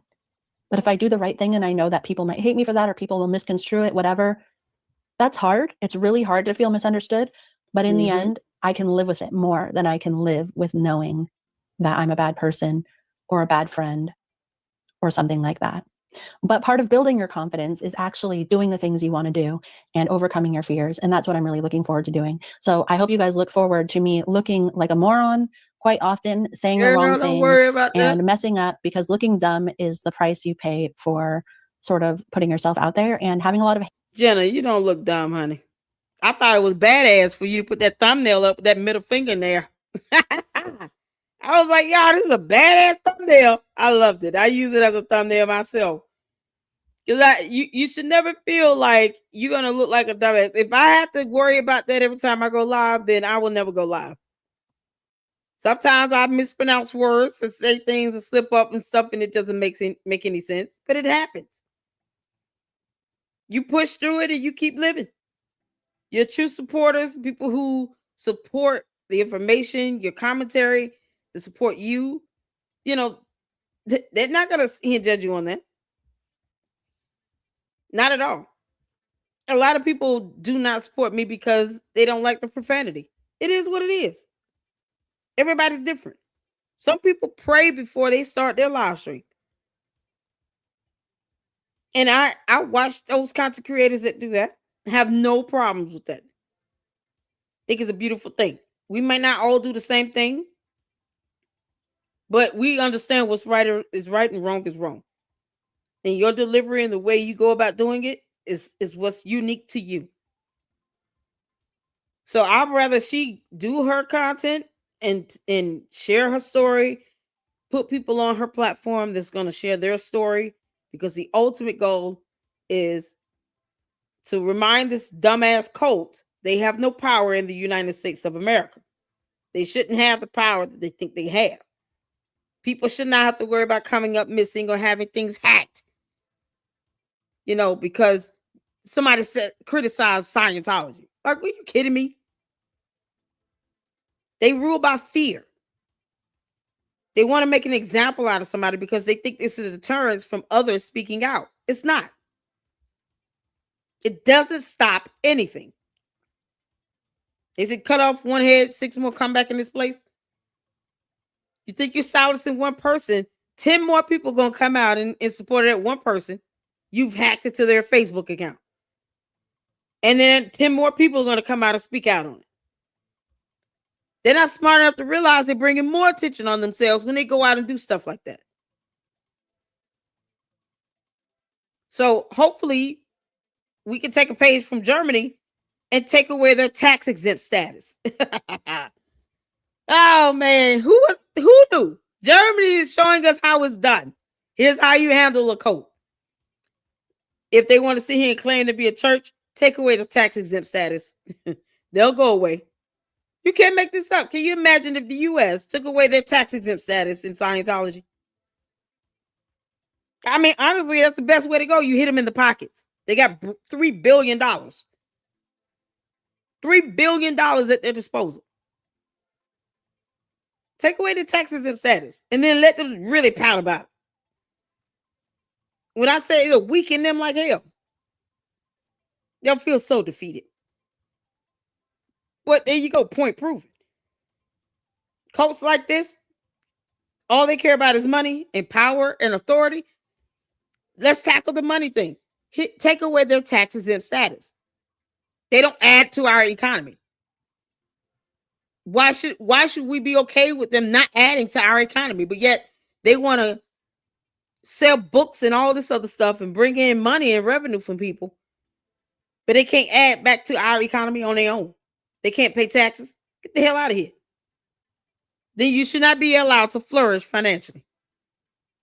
Not when you're talking about people being kidnapped and all this other nonsense. Churches should be taxed anyway. And this is coming from somebody that is a Christian. Churches should be taxed. That's just my opinion on it. All churches should be paying taxes, period. Hate also is. And so I guess I will be having more of that. But that's okay. It's worth it to me. It's worth it. It's worth it to me. I'm not only looking forward to doing these campaigns about Scientology, but also my own personal healing campaign that I hope we all can benefit from in some way. I hope that what I'm learning helps to benefit other people, and what other people share in the comments can help to benefit me. I have a lot of opportunities that I have been too busy to take over the last several months, whether it's documentaries, it's going on podcasts. So many people who I literally have completely ghosted that I've started getting back in touch with, and some things are in the works. One of those things that I'm crazy excited about is talking to Tim Fletcher again in the next few months. I just found him to be amazingly helpful, and I can't wait to revisit it again after many months. I know a lot of you guys liked him, and so I'm really looking forward to that. But I just wanted to comment on how the willingness to look inside yourself and to see where you might be doing something wrong, where you might be failing, takes a lot of bravery. It takes a lot of bravery. It takes a lot more bravery than blaming other people. It's hard and it's easier to just protect your ego. But the truth is that it doesn't make you bad or wrong to look at your actions and to see where you're fucking up and to try to correct them. It's actually amazingly brave. And I see people who I care about very much with friends around them kind of telling them that, and I'm talking about people who are actively hurting themselves, and who are hurting people who they love and do this repeatedly over and over again. And they have friends telling them that they're right and they're doing the right thing and this is correct and this is great. And that's not your friend. It's not your friend. If someone cares about you, I don't mean to sit there and say that they're going to be randomly, carpingly criticizing you, but when someone is your friend and someone loves you, they're going to see the most beautiful things about you and they're going to love you for them. And they're going to see that those beautiful things also have a downside. The most beautiful, wonderful things about someone are also have a downside that are the worst things about them. Your strength is also your weakness. And somebody who's your friend sees both of those things and loves you anyways, but does not sit there and tell you that the darkness doesn't exist. People who sit there and watch someone self-destruct and ruin everything that they care about and defend you and call it loyalty, that's just somebody who's looking for a loyalty payout from you someday. And that loyalty payout's never going to come. Okay, guys, well, that's pretty much everything I wanted to talk about and update about. And those are sort of my plans for the next few months. So I do want to jump on a live stream soon, and I will see you when I do that. But once again, I just want to thank everyone for your kindness, support, all the calls I've received from so many people who are willing to open up to me and people who support me. It genuinely means the world. And I just wanted to let everyone know that while I have ups and downs, I'm coming out of the other end of all of this. I'm doing okay. So thank you. Thank you for checking and thank you for being here. And hopefully you continue to be here to see what I have for the future. Okay, I'm really awkward about highs and goodbyes. So peace out. So many famous people have been involved. I love it, y'all. This was awesome. So next week on Scientology Sunday, all right, we're going to have Kyla up with us. She sent us 3 videos to look at for interviews, people who were in Scientology, doing interviews and speaking out, talking about the mental health and why that matters. Y'all, this is something else. So we're going to check that out. We're going to have Kyla with us. And you guys can see the next video I had lined up is this from Oompaville, the terrifying cult of Scientology. He kind of did what Tommy G did, where he goes down to, Clearwater. He goes to the building. He's boots on the ground. He does his reporting like that. Shout out to Oompaville. So we're going to check that out next week, along with talking with Kyla and watching the 3 videos she sent and trying to show you all how horrible this is. So we had a great live stream today. We got to get some information in from Jenna, from a former Scientologist member who was very candid about his experience and answered some questions. And you guys, this has been hopefully informative. Talked about we had Liza video we showed, Liz Gale, I'm sorry, not Liza, Liz Gale's video, and then of course Via Suck. This is kind of like a quick overview. It was funny. It was animated with some dinosaurs and stuff. And Liz Gale has her channel. She has where she talks about her experiences as a former Scientologist member. So there's so many out there that I'm constantly learning about through you all sending me links and emails that are worth listening to, because they all have, different experiences, and they, I'm so glad that they're talking about this to help get more people out of this cult and help them cope with what's going on around them, and then, just aiding in the fight to keep this from being something that takes over our country, because who wants to deal with this? This is crazy. So Kyla's going to be with us next week, talking about her experiences as a protester and what she's gone through. And then we got more content to check out. I want to thank you all so much for your support. Make sure you guys are hitting that like button to share this content. Please, gentlemen, Scavenge, check your Instagram, because I sent you a comment over there. I would love to have Gentleman Scavenge here in the LLC to talk to us about her experience. And of course, her being the niece of David Miscavige. Look, She went through a lot. And so her story being shared is just as important as everyone else. So I would love to have her on. Um, Hopefully she does get to the Instagram messages. But at some point, until that happens, we're going to continue to talk about this. We're going to continue to put this information forward. All right, so I have a few minutes. I got to get to the next live stream with Information Man Show. I've dropped his YouTube channel link in the chat for you guys if you want to tune in. I'm going to be going in over there late. So we'll do a separate live stream. I know Jay Witt did a video on debunking the grooming thing with Erica Kirk. From what Candace is putting out here telling people lying like hell. Because that's what she does, right? So we'll do a separate live on that. That way I can just focus on that video and then pull up other information about grooming and all of that and give some sort of, background info on that in a separate live. Hopefully I want to do it today after the Information Man Show live stream. So either way, look out for the announcements. Look out for those lives. I'm about to set up and hop over to Information Man Show in a few minutes. And I will see you guys over there. Hit the like button on the way out. Leave your comments below. Let me know what you think. Feel free to email me some information, other interviews that former members have who have gotten out, what they've shared, and we will check it out here. And hit up Scientology Sunday next week. Kyla will be with us. Y'all, thank y'all so much. And until then, Lady Luck Club out. Deuces.